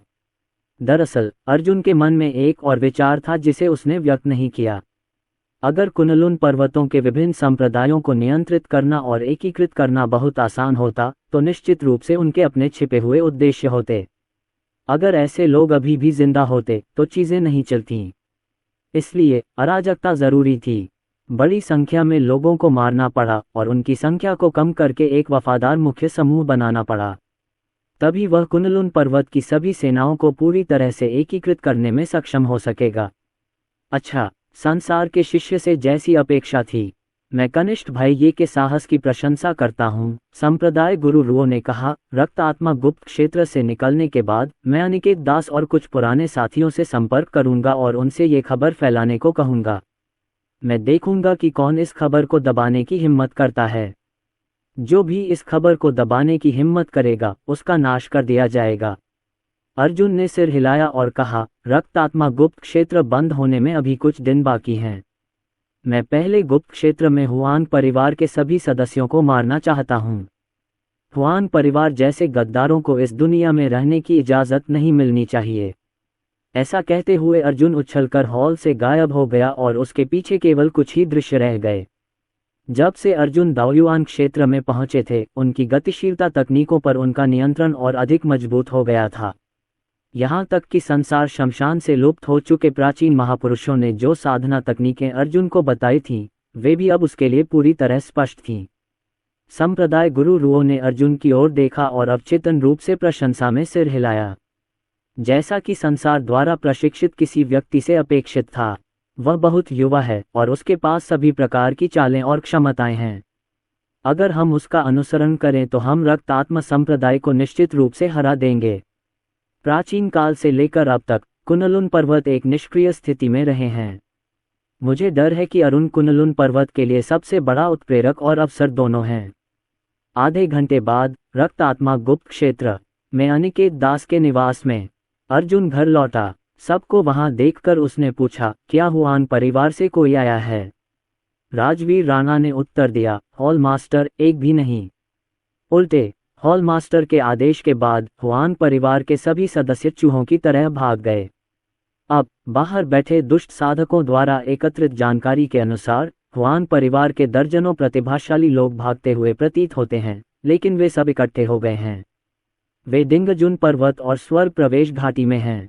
हमें हुआन परिवार का एक भी प्रतिभाशाली व्यक्ति कहीं और नहीं मिल सकता, इसलिए उन सभी को वहां होना चाहिए। राजवीर राणा को जो जानकारी मिली वह बिल्कुल सटीक थी। हुआन परिवार के प्रतिभाशाली लोग जानते थे कि अरुण ने रक्त आत्मा संप्रदाय के 6 बुजुर्गों और उनके 15 प्रतिभाशाली लोगों को मार डाला था। वे तितर बितर नहीं हुए, बल्कि ये शितियान से लड़ने के लिए इकट्ठा हो गए। आखिरकार हुआन परिवार ने 10 से ज्यादा 8वें स्तर के दाओयुआन क्षेत्र के प्रतिभाशाली लोगों को भेजा था। यहाँ तक कि 9वें स्तर के 2 दाओयुआन क्षेत्र के प्रतिभाशाली लोग भी थे, हुआंग झांतियन और हुआंग वुकियांग, जो ईशा जितने ही प्रतिभाशाली थे और कभी कुनलुन के शीर्ष 10 प्रतिभाशाली लोगों में से एक थे। उन्हें कम करके नहीं आंका जा सकता था। दूसरी सेनाओं के लिए तो ये पहले से ही सौभाग्य की बात थी कि हुआंग परिवार उनके पीछे नहीं पड़ा, लेकिन अब अरुण ने उनसे उलझने की पहल कर दी थी। राजवीर राणा, ईशा, लुओ, यहीं रहो, मैं स्वयं दिंगजुन पर्वत और स्वर्ग भंग घाटी जाऊंगा। हुआन परिवार के किसी भी प्रतिभाशाली व्यक्ति को गुप्त क्षेत्र से जीवित बाहर नहीं जाने दिया जाएगा। अर्जुन की आंखें चमक उठीं। उसने जुबिन यादव की तरफ देखा और कहा, 100 से ज्यादा डार्क हॉल सदस्य हैं। अभी कितने बचे हैं? दर्जनों हैं, हॉल मास्टर। क्या हमें उन्हें अभी वापस बुला लेना चाहिए? जुबिन यादव ने पूछा। हाँ, उन्हें अभी वापस बुला लो, अर्जुन ने कहा। हुआंग परिवार खतरनाक है। वे बहुत ताकतवर हैं और तुम फिलहाल उनसे निपट नहीं सकते। हाँ, हॉल मास्टर, ये शिटियन। जैसे ही ईशा, राजवीर राणा और मीरा त्रिवेदी बोलने वाले थे, अर्जुन गायब हो गया। अर्जुन जानता था कि ये दुष्ट साधक, और यहाँ तक कि मीरा त्रिवेदी और राजवीर राणा भी, हुआंग परिवार के प्रतिभाशाली लोगों से लड़ने के लिए पर्याप्त मजबूत नहीं थे। वह नहीं चाहता था कि उन्हें चोट पहुंचे। इसके अलावा, जब वह दाओयुआन क्षेत्र में पहुंचा, तो उसे अपनी शक्ति से परिचित होने और अपनी साधना की नींव को स्थिर करने के लिए लड़ने की जरूरत थी। इससे भी महत्वपूर्ण बात यह है कि वह महसूस कर सकता था कि रक्त आत्मा संप्रदाय के सदस्यों के खिलाफ लड़ने के बाद उसकी वंशावली धीरे धीरे जागृत हो रही थी, जिससे उसे एहसास हुआ कि केवल एक मजबूत शक्ति का सामना करने पर ही उसकी पुनर्जन्म वाली वंशावली जागृत होगी। जहां तक ईशा को न ले जाने का सवाल है, तो अर्जुन के पास इसके अपने कारण थे। कुनलुन पर्वतों में बिताए उन 5 सालों के दौरान उसे कूड़ा समझा गया और बहुत अपमान सहना पड़ा। ईशा ने हमेशा उसकी रक्षा की थी। अब जब वह दाओयुआन क्षेत्र में पहुंच गया था और उसके पास सर्वोच्च सम्राट क्षेत्र के विशेषज्ञों को मारने की क्षमता थी, तो वह उसकी रक्षा करना चाहता था और खुद को साबित करना चाहता था। ईशा ने अर्जुन को जाते हुए देखा। वह गुस्से से बोली, इतनी जल्दी चला गया? क्या उसे डर है कि मैं उसे घसीट कर ले जाऊंगी? मिस जी, हॉल मास्टर सोच रहे होंगे कि हुआंग परिवार में कई लोग होने के बावजूद वे मजबूत नहीं हैं, इसीलिए वे अकेले गए थे, राजवीर राणा ने कहा। उन्होंने मुझे निर्देश दिया था कि मैं मिस जी से कहूं कि वे आपकी साधना की नींव को स्थिर करने के लिए अक्सर एकांतवास में रहें। उसने मन ही मन सोचा, हॉल मास्टर सचमुच मिस जी से प्यार करता है। हॉल मास्टर अपने साथ इतने मजबूत सुप्रीम सम्राट क्षेत्र विशेषज्ञ को भी नहीं लाया, बल्कि उसे एकांत में साधना करने के लिए कहा। क्या हॉल मास्टर सचमुच इतने प्रतिभाशाली लोगों का अकेले सामना करने में सक्षम होगा? इस समय माउंट दिंगजुन पर हुआंग झांतियन ने 3-8वें स्तर के दाओयुआन क्षेत्र साधकों, 13 5वें या 6ठे स्तर के दाओयुआन क्षेत्र साधकों और 1 दर्जन से ज्यादा मूल राजा क्षेत्र साधकों को सभा भवन में एकत्रित किया। हुआंग परिवार के दर्जनों प्रतिभाशाली लोग वहां मौजूद थे और उनकी पंक्ति रक्त आत्मा गुप्त क्षेत्र के हान परिवार के सभी प्रतिभाशाली लोगों की संयुक्त पंक्ति से भी ज्यादा प्रभावशाली थी। जहां तक हेवन ब्रीचिंग वैली में हुआंग वुकियांग के नेतृत्व में अन्य लोगों की बात है, तो उनकी लाइनअप भी उतनी ही प्रभावशाली थी। अकेले हुआंग परिवार के पास ही दाओयुआन क्षेत्र के इतने प्रतिभाशाली लोग थे कि वे हान, मो और निंग परिवारों के साथ साथ कई अन्य संप्रदायों को मिलाकर भी टक्कर दे सकते थे। रक्त आत्मा गुप्त क्षेत्र में दर्जनों संप्रदायों और परिवारों के प्रतिभाशाली लोग एक साथ क्षेत्र में प्रवेश करते थे, लेकिन निस्संदेह सबसे शक्तिशाली हुआंग परिवार ही था। हालांकि इस शक्तिशाली परिवार के पास ये शितियान के कारण यहाँ इकट्ठा होने और छिपने के अलावा कोई विकल्प नहीं था। धिक्कार है ये शितियान, उसने वास्तव में रक्त आत्मा संप्रदाय के 6 सरदारों को मार डाला और हमें हान परिवार के इलाके में इकट्ठा होने का आदेश दिया। ये स्पष्ट है कि वह हमें मारना चाहता है। 7वें स्तर के दाओयुआन क्षेत्र के प्रतिभाशाली हुआंग जुन क्यूई ने मेज पर जोर से प्रहार किया। अरे शितियान, वो कमीना! लेकिन 1.5 साल में जब रक्त आत्मा संप्रदाय के बुजुर्ग उतरेंगे तो उसका सर्वनाश हो जाएगा। हुआंग जुन की बेहद गुस्से में था। उसके शरीर पर खून के धब्बे दिखाई देने लगे और उसके सिर से खून बहने लगा। ऐसा लग रहा था मानो वह किसी राक्षस में बदल गया हो। उसकी आवाज़ गहरी और डरावनी थी, एक दिन मैं अरुण की खाल उतार लूंगा। बस, हुआंग झांतियन गुस्से से दहाड़ा। उसी समय प्रकाश की 2 किरणें 2 तीखी तलवारों में बदल गईं, जिनसे हुआंग जुन की दर्जनों मीटर दूर उड़ गया। तुम इतना शोर मचा रहे हो कि मुझे गुस्सा आ रहा है। चुप हो जाओ, वरना मैं अभी तुम्हें मार डालूंगा। जी सर। हुआंग जुन क्यूई की 2 मीटर लंबी आकृति जमीन पर घुटनों के बल बैठी थी, जोर से सांस लेने की भी हिम्मत नहीं कर रही थी। हुआंग झांतियन की नज़र उसके सामने खड़े दर्जनों लोगों पर पड़ी और उसने शांति से कहा, अरुण इससे पहले केवल एक मूल राजा क्षेत्र साधक था, लेकिन मैंने सुना है कि वह अब दाओयुआन क्षेत्र में प्रवेश कर गया है। एक मूल राजा क्षेत्र साधक का एक सर्वोच्च सम्राट क्षेत्र विशेषज्ञ से लड़ना कुछ ऐसा है जो प्राचीन काल से कभी नहीं हुआ है, और एक मूल राजा क्षेत्र साधक के लिए एक सर्वोच्च सम्राट क्षेत्र विशेषज्ञ को हराना असंभव है। उसे मारना तो बहुत दूर की बात है। ये तो बस एक कल्पना है, ये तो नामुमकिन है। हालांकि रक्त आत्मा संप्रदाय के 6 वरिष्ठ लोग स्पष्ट रूप से मर चुके हैं। 8वें स्तर के दाओयुआन क्षेत्र के प्रतिभाशाली हुआंग हाई ने कहा, वे मर चुके हैं, है ना? हुआंग झांतियन एक पल के लिए चुप रहा, फिर उसने आह भरी। मुझे लगा कि मृत्यु की 6 आभाएं रक्त आत्मा गुप्त क्षेत्र में फैल गई हैं, लेकिन यह निश्चित रूप से ये शितियान का काम नहीं था। इसमें कोई संदेह नहीं है कि रक्त आत्मा गुप्त क्षेत्र में किसी के पास 6 वरिष्ठों को मारने की क्षमता है। यह अनिकेत दास है। यह अनिकेत दास ही रहा होगा। अनिकेत दास, यह पागल कुत्ता, इसकी हालत 1000 साल से अस्थिर है, इसलिए यह अंततः पागल हो गया होगा और रक्त आत्मा संप्रदाय के 6 वरिष्ठों को मार डाला होगा। हुआंग झांतियन की नज़रें गहरी थीं और उसने कहा, लेकिन ये भी अच्छी बात है। अभी तो सिर्फ 1.5 साल बाकी है। उस समय तो अनिकेत दास, यह पागल कुत्ता, जरूर मर जाएगा। उन्होंने एक शैतानी मुस्कान बिखेरते हुए कहा, मैंने सुना है कि जब रक्त आत्मा संप्रदाय के वरिष्ठों ने अनिकेत दास को प्रताड़ित किया था, तो उन्होंने उसकी खाल उतार दी थी और उसकी नसें निकाल ली थीं। वह दृश्य बहुत ही शानदार था।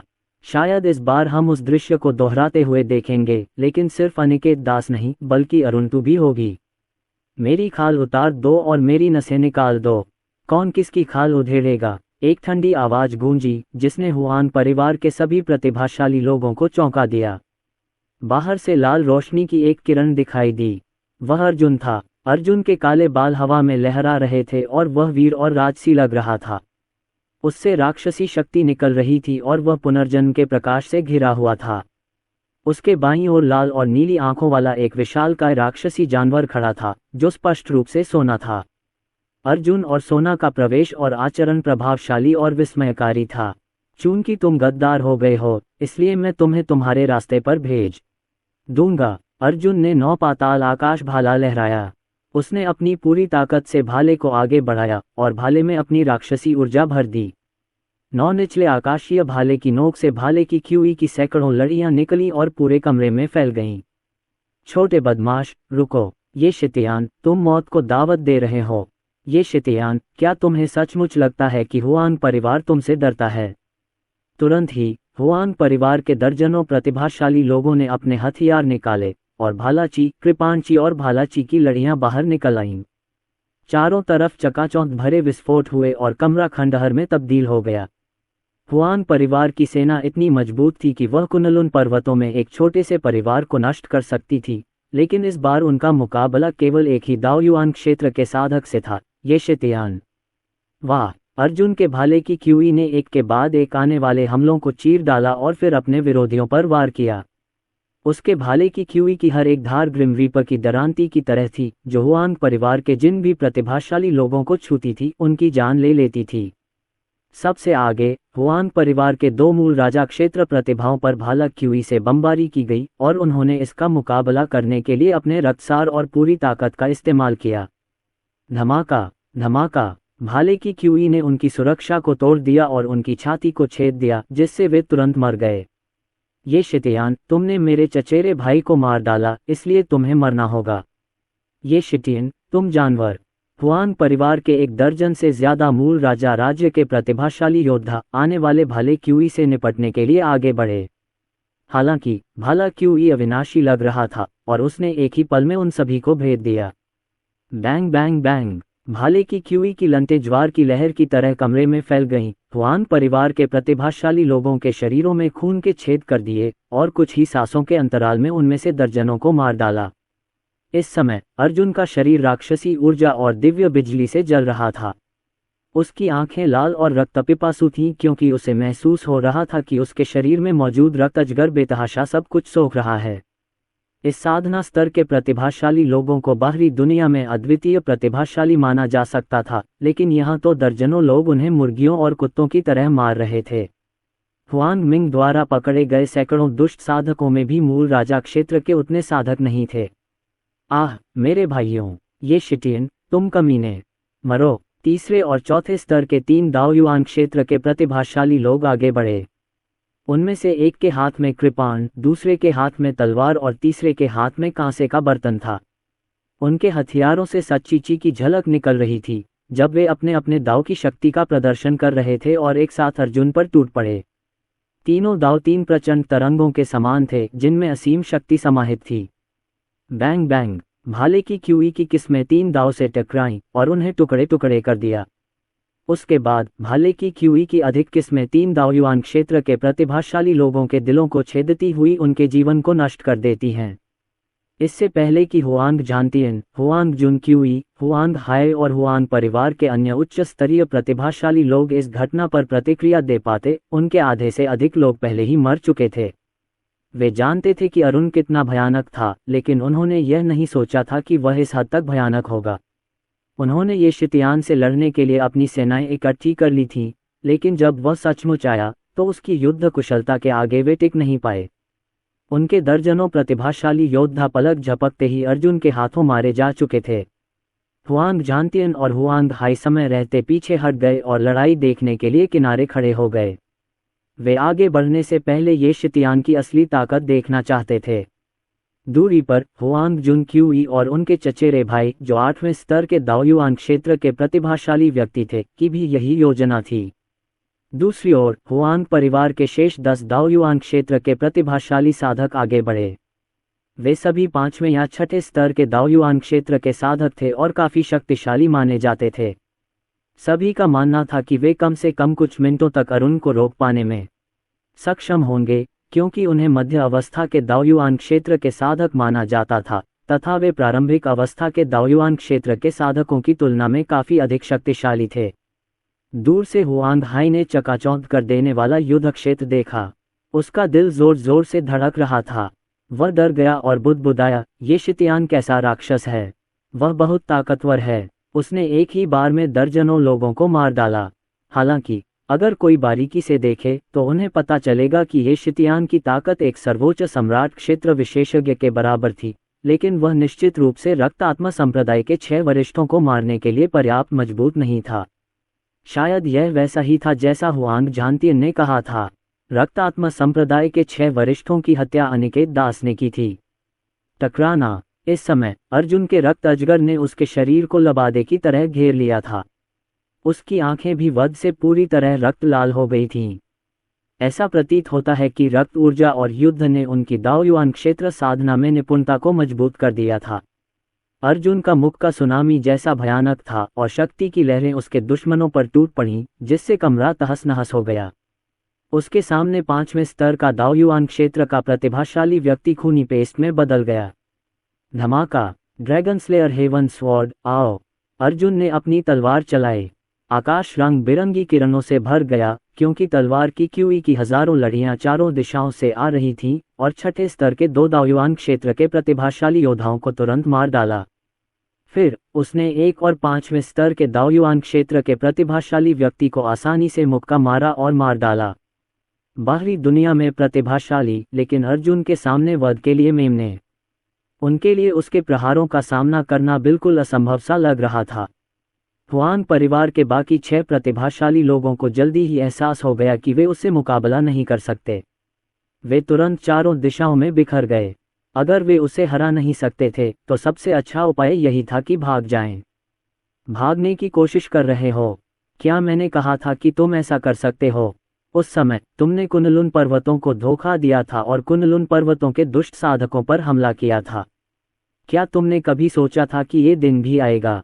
अर्जुन ने ड्रैगन स्लेयर हेवन स्वॉर्ड उठाया और अपना भयानक आध्यात्मिक दबाव छोड़ा।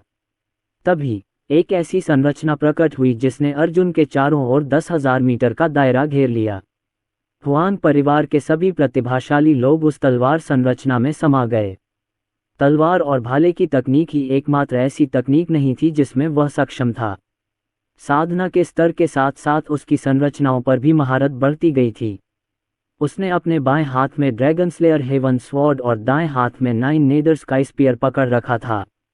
उसका पूरा शरीर राक्षसी ऊर्जा से लिपटा हुआ था और वह एक ऐसे राक्षसी देवता जैसा लग रहा था जो दुनिया को तबाह कर सकता था। बेहतर होगा कि तुम सब मिलकर हमला करो, वरना तुम्हारे बचने की जरा भी उम्मीद नहीं है, उसने बाकी 10 लोगों पर नजर डालते हुए कहा। क्योंकि तुम बहुत कमजोर हो, इतना कमजोर कि मैं एक ही वार में तुम में से किसी एक को मार सकता हूँ। ये शितियान, तुम बहुत घमंडी हो। हुआंग जुनक्यू अपना गुस्सा रोक नहीं पाया और तलवार लेकर बाहर भागा। तुमने कुछ मूल राजा क्षेत्र के साधकों को मार डाला और अब इतना घमंडी होने की हिम्मत कैसे हुई? मैं तुम्हें कुचल दूंगा और तुम्हें हुआंग परिवार की असली ताकत दिखाऊंगा। हुआंग जू क्यूई ने अपनी तलवार घुमाई और तलवार क्यूई 8 तरंगों में विभाजित हो गई। वह बिजली की तरह आगे की ओर उछला, यहाँ तक कि तलवार की क्यूई की लहरों से भी तेज, जिसे उसने छोड़ा था, और फिर एक मुक्का मारा।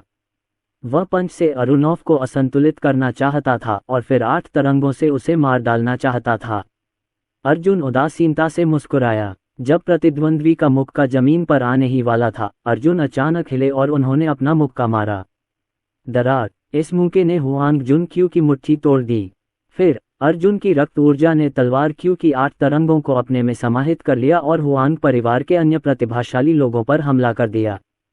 हुआंग जुन क्यूई का पूरा शरीर पीछे की ओर उड़ गया, उसकी आंखें दहशत से भर गईं। ये शितियान की ताकत का अनुभव करने के बाद उसे एहसास हुआ कि वह अब उससे कहीं ज्यादा ताकतवर है। 20 वर्ष की आयु के एक युवक में इतनी ताकत कैसे हो सकती है? आखिरकार उसे कुनलुन पर्वतों में अरुण के बारे में फैली भयानक किंवदंतियां समझ में आ गईं। और ऐसा लग रहा था कि सच्चाई उन किंवदंतियों से कहीं ज्यादा भयानक थी। जब हुआंग जुनक्यू ने अर्जुन को अपनी ओर आते देखा तो वह चिल्लाया, नहीं, मुझे मत मारो। अर्जुन ने गर्जना की और अपनी तलवार उठाए। तलवार की चमक ऊपर काले बादलों से उतरती दिव्य बिजली की चमक से जगमगा रही थी। फिर हिंसक तलवार क्यूई ने हुआंग जुन क्यूई की बाईं भुजा को काट दिया। फिर उसने पलटकर हुआंग जुन क्यूई की छाती पर इतनी जोर से लात मारी कि उसकी छाती में खून से लथपथ छेद हो गया। मरना! अर्जुन ने एक और मुक्का मारा, जिससे तेज हवा और गड़गड़ाहट का तूफान आया, जिससे हुआंग जुन क्यूई का शरीर मांस के पेस्ट में बदल गया। 8वें स्तर का दाओयुआन क्षेत्र का प्रतिभाशाली व्यक्ति मरने से पहले 3 चाल भी नहीं टिक सका। ये दृश्य देखकर हुआंग जानतियन और अन्य लोग इतने डर गए कि वे सैकड़ों मीटर पीछे हट गए। उनकी सांसें तेज हो गईं। हुआंग हाय इतना डर गया कि घुटनों के बल गिर पड़ा। उसने कांपती आवाज में कहा, वरिष्ठ, मैं आत्मसमर्पण करने को तैयार हूँ। मैं रक्त आत्मा संप्रदाय से लड़ने में आपकी मदद कर सकता हूँ। कृपया मेरी जान बख्श दीजिए। अर्जुन ने हुआंग हाई की तरफ देखा और एक कदम आगे बढ़ा। अगर तुम मेरे एक हमले को झेल सको तो मैं तुम पर दोबारा हमला नहीं करूंगा। हुआंग हाई चौंका, लेकिन उसका चेहरा तुरंत परमानंद से भर गया। चाहे कुछ भी हो, उसे इस हमले को रोकना ही था। हालांकि जब उसने महसूस किया कि पहाड़ जैसा आध्यात्मिक दबाव उसकी ओर बढ़ रहा है, तो उसकी मुस्कान तुरंत ही गायब हो गई। धमाका! अद्वितीय शक्ति की एक लहर सीटी की तरह निकली और हुआंग हाई की छाती और पीठ को भेदती हुई बाहर निकल गई। पलक झपकते ही 8वें स्तर के दाओयुआन राज्य का एक और प्रतिभाशाली व्यक्ति गिर गया। अब हुआंग परिवार के 8 प्रतिभाशाली व्यक्ति बचे थे। हुआंग जानतियन सहित हुआंग परिवार के सभी प्रतिभाशाली लोगों के मन में केवल एक ही विचार था, भागो। वे 8 दलदल के किनारे की ओर भागे, लेकिन जल्द ही उन्हें पता चला कि वे बाहर नहीं निकल सकते। जैसे ही वे किनारे के पास पहुंचे, तलवार की क्यूई की अनगिनत लड़ियां बाहर निकलीं और 5वें स्तर के 3 दाओयुआन क्षेत्र के प्रतिभाशाली योद्धाओं को मार डाला। क्या हुआ? ये तलवार संरचना इतनी शक्तिशाली क्यों है? मेरे जैसा 9वें स्तर का दाओयुआन क्षेत्र का साधक भी इसे भेद नहीं सकता। ये शितियान की ताकत पहले से ही काफी भयानक है, फिर उसे संरचनाओं के दाव में ऐसी सिद्धियां कैसे मिल गईं? क्या सचमुच इस दुनिया में ऐसा कोई प्रतिभाशाली व्यक्ति है? हुआंग जानतियन पूरी तरह से स्तब्ध था। तलवारों की कतार उसे रोक रही थी और अरुण उसकी ओर आ रहा था। उसे समझ नहीं आ रहा था कि क्या करे। ये शितियान! उसने अरुण की ओर देखा और चिल्लाया, वरिष्ठ, मैं आत्मसमर्पण करने को तैयार हूँ। श्री अर्जुन, मैं भी आत्मसमर्पण करने को तैयार हूँ। श्री अर्जुन, मैं भी आत्मसमर्पण करने को तैयार हूँ, कृपया मुझे जाने दीजिए। वरिष्ठ, आप एक बड़े अधिकारी हैं जो रक्त आत्मा संप्रदाय का सफाया करने वाले हैं, लेकिन आपको जरूर कुछ सैनिकों की जरूरत होगी। हम आपके लिए काम कर सकते हैं। कृपया हमारी जान बख्श दीजिए। बाकी 5 ने भी रोते हुए दया की भीख मांगी। इन 5 में से 3 दाओयुआन क्षेत्र के 7वें स्तर पर थे, जबकि 2 दाओयुआन क्षेत्र के 8वें स्तर पर। अगर वे किसी और जगह होते तो उन्हें निश्चित रूप से सर्वोच्च विशेषज्ञ माना जाता। हालांकि अर्जुन स्वाभाविक रूप से इन लोगों को जीवित नहीं रखना चाहता था। वह आक्रमण करने ही वाला था कि संसार के शमशान में मोहिनी की आवाज गूंजी। कब्र मास्टर, इन लोगों को फिलहाल जीवित रखा जाना चाहिए। मोहिनी, क्या तुम्हारे पास उन्हें वश में करने का कोई उपाय है? अर्जुन ने उत्सुकता से पूछा। आखिरकार इन लोगों के साधना क्षेत्र उनके क्षेत्र से ऊंचे थे। सामान्य नियंत्रण तकनीकों से उन्हें नियंत्रित करना असंभव था। कब्र मास्टर, मेरे पास एक अस्थायी समाधान है। यह एक तरह का गुलामी का अनुबंध है जिसे आप उन पर थोप सकते हैं। उनका जीवन और मृत्यु आपके हाथों में होगा और आप उनकी चेतना को मिटाकर उन्हें औजारों में बदल भी सकते हैं, मोहिनी ने कहा। ये दास अनुबंध कैसे बनता है? अर्जुन को इन एक बार उपयोग होने वाले उपकरणों की जरूरत पड़ गई। यदि यह काम कर गया तो वह कुछ समय के लिए उनकी जान बख्श देगा। मोहिनी ने अपनी हथेली पर एक प्राचीन आकृति बनाई और उसे अर्जुन को दे दिया। समाधि स्वामी, मैं आपको ये तकनीक पहले ही सिखा चुकी हूँ। दास अनुबंध बनाने के लिए आपको दोनों पक्षों के रक्तसार की आवश्यकता होगी। ये कुनलुन पर्वत की कोई तकनीक नहीं है। ये वहाँ से आती है, लेकिन इसका प्रभाव वही है। इसका सबसे बड़ा लाभ यह है कि यह साधना के स्तरों में कुछ कमियों को दूर कर सकती है। इसके अलावा, चूंकि यह एक दास अनुबंध है, आप बिना किसी प्रतिक्रिया के अपनी इच्छानुसार उनके जीवन या चेतना को मिटा सकते हैं। एकमात्र कमी यह है कि इस प्रकार का अनुबंध केवल सर्वोच्च सम्राट क्षेत्र से नीचे के लोगों पर ही लागू किया जा सकता है। सर्वोच्च सम्राट क्षेत्र विशेषज्ञ की चेतना और दिव्य आत्मा बहुत प्रबल होती है, इसलिए उसके साथ दास अनुबंध करना असंभव है। अच्छा, अभी मुझे इसी की जरूरत है। मैं तुम्हारा समर्पण स्वीकार कर सकता हूँ। अर्जुन की नज़र उसके सामने खड़े पांचों लोगों पर पड़ी। उसके बाएं हाथ पर एक प्राचीन आकृति उभरी। उस पर रक्तसार की एक बूंद थी। उसने शांति से कहा, लेकिन तुम्हें एक दास अनुबंध पर हस्ताक्षर करना होगा। तुम्हारा जीवन मरण मेरे नियंत्रण में होगा। जब तुम मुझे कुछ हद तक सहयोग दे दोगे तो मैं तुम्हें जाने देने पर विचार कर सकता हूँ। क्या तुम इसे स्वीकार करते हो? दास अनुबंध। वे पांचों स्तब्ध रह गए, उनके चेहरे पीले पड़ गए। वे घबराहट में एक दूसरे को देखने लगे। वे जानते थे कि उनके पास कोई विकल्प नहीं था। या तो वे गुलाम बन जाएंगे या उन्हें तुरंत मार दिया जाएगा। एक गुलाम के तौर पर कम से कम बचने की एक संभावना तो थी। 1.5 साल में रक्त आत्मा संप्रदाय के विशेषज्ञों के आने पर उनके पास बचने का एक मौका तो था। अंत में हुआंग परिवार के एक प्रतिभाशाली व्यक्ति ने निराशा में अपनी आंखें बंद कर लीं। उसका चेहरा पीला पड़ गया था और वह घुटनों के बल बैठकर चिल्लाया, मैं हुआंग सान्याओ सीनियर ये को अपना स्वामी मानकर उनकी सेवा करने को तैयार हूँ। मैं जीवन भर उनका दास बनकर रहने को तैयार हूँ। मैं हमेशा उनकी सेवा करूँगा और उन्हें कभी धोखा नहीं दूंगा। इतना कहकर हुआंग सान्याओ ने अचानक अपनी आंखें खोलीं। उसके माथे से रक्त की एक बूंद निकली। अच्छा, अर्जुन ने हाथ हिलाया और उसकी हथेली से रक्तसार की एक बूंद बह निकली। रक्तसार की ये 2 बूंदें आपस में मिल गईं। इसके तुरंत बाद एक चमकदार रोशनी चमकी और हुआंग सान्याओ के माथे की ओर बढ़ी। जैसे ही उसने उसे छुआ, एक रहस्यमयी शक्ति ने हुआंग सान्याओ की आत्मा को जकड़ लिया। जब तक अर्जुन चाहे, वह कभी भी और कहीं भी हुआंग सान्याओ को मार सकता था। हुआंग सान्याओ अगर सर्वोच्च सम्राट के दायरे में भी पहुंच भी गया तो भी वह दास अनुबंध नहीं तोड़ सकता था। अगर अर्जुन ने इस अनुबंध को तोड़ने की पहल नहीं की तो ये हुआंग सान्याओ की आत्मा को हमेशा के लिए बांध देगा। अगर वह पुनर्जन्म लेकर भी प्रवेश करता तो भी इसे तोड़ा नहीं जा सकता था। हुआंग सान्याओ के सिर में तेज दर्द हुआ, जो पल भर में गायब हो गया। उसे पता था कि अनुबंध पक्का हो गया है। हुआंग सान्याओ गुरु का अभिवादन करता है। वह खड़ा हुआ और मुट्ठियां भींचकर अरुण को प्रणाम किया। अन्य 4 लोगों के चेहरे पीले पड़ गए जब उन्होंने अरुण और हुआंग सान्याओ को देखा, जो एक दर्दनाक दुविधा में फंसे हुए थे। यदि वे दास अनुबंध पर हस्ताक्षर नहीं करते तो वे मर जाते। अभी अभी तो दर्जनों ने एक साथ हमला किया था, पर पलक झपकते ही वे अकेले रह गए। उन्हें इस बात का पछतावा हो रहा था कि उन्होंने पहले भागने और छिपने के बजाय अरुण का विरोध करना चुना। जल्द ही एक और व्यक्ति बाहर आया। उसने अरुण को घूरकर चिल्लाया, मैं हुआंग जुएजुन सीनियर ये को अपना स्वामी मानकर उनकी सेवा करने को तैयार हूँ। मैं जीवन भर आपका दास रहूंगा। मैं आपकी वफादारी से सेवा करूंगा और कभी आपके साथ विश्वासघात नहीं करूंगा। पलक झपकते ही हुआंग जुएजुन ने अपने माथे से रक्तसार की एक बूंद निकाली और उसे अर्जुन के रक्तसार के साथ मिला दिया। उसे तेज दर्द महसूस हुआ, जैसे उसके मस्तिष्क में हजारों सुइयां चुभ रही हों, लेकिन ये दर्द जल्दी ही ठीक हो गया। हुआंग जुएजुन धीरे से उठा और हुआंग सान्याओ के साथ खड़ा हो गया। उसका चेहरा भावहीन था। जब तक अर्जुन आदेश देता रहेगा वे आत्म विनाश करके मरने से भी नहीं हिचकिचाएंगे। इसके बाद अर्जुन ने 9 पाताल आकाश भाला चलाया और उसके पैरों के नीचे जमीन फट गई तथा धूल और मलबा उड़ गया। क्या तुम मरने वाले हो या आत्मसमर्पण करने वाले हो? अर्जुन ने अन्य तीनों की ओर देखा। मैं हरीश जीवन भर सीनियर ये को अपना स्वामी मानकर उनकी सेवा करने को तैयार हूँ।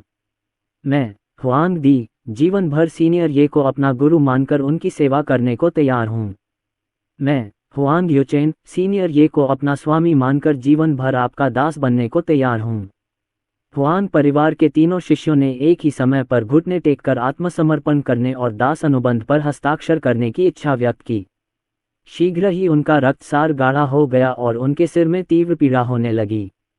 दास अनुबंध स्थापित हो गया और अर्जुन ने उनकी चेतना और विचारों को पूरी तरह से नष्ट कर दिया। 5 हुआंग परिवार के प्रतिभाशाली लोग जो 7वें स्तर के दाओयुआन क्षेत्र के प्रतिभाशाली लोग थे अब मानव आकार के उपकरण बन गए थे जो अर्जुन के इशारे पर काम करते थे। उसके बाद अर्जुन अचानक हुआंग झांतियन की ओर बढ़ा जो अभी तक स्थिर खड़ा था। उसने मुस्कुराते हुए पूछा, तुम कैसे मरना चाहते हो? धम्म। हुआंग झांतियन ने एक शब्द भी नहीं कहा और घुटनों के बल बैठ गया। पापा। उसने खुद को बेतहाशा थप्पड़ मारे और चिल्लाया, सीनियर ये के खिलाफ जाने की हिम्मत करके मैं गलत था। कृपया मुझे अपना गुलाम बना लो। हुआंग झांतियन जमीन पर घुटनों के बल बैठ गया और धीरे धीरे रेंगता हुआ आगे बढ़ा। उसने अपने चोगे से अर्जुन के जूते खुद पोंछे। वरिष्ठ ये, आप बहुत प्रतिभाशाली हैं। कृपया मुझे अपना दास बनने दीजिए। जब तक मैं जिंदा हूँ मैं कुछ भी कर सकता हूँ।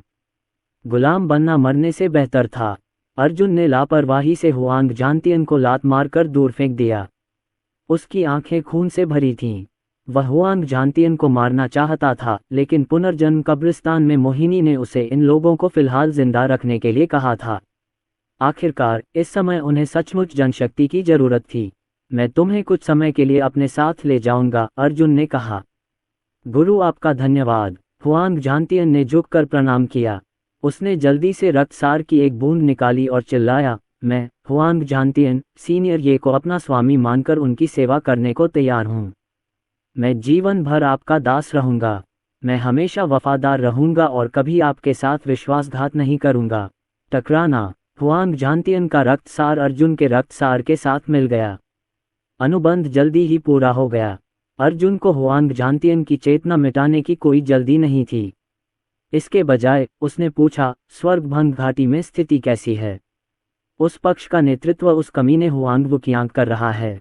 गुरुजी, वहां उनकी संयुक्त शक्ति हमारी शक्ति से कमजोर है, इसलिए आप उन पर खुलेआम हमला कर सकते हैं और उन सभी को गुलाम बना सकते हैं। वे सभी वहां हैं। हुआंग झांतियन की आंखों में एक निर्दयी भाव प्रकट हुआ और उसने कहा, अपनी शक्ति से आप उन सभी का सफाया कर सकते हैं।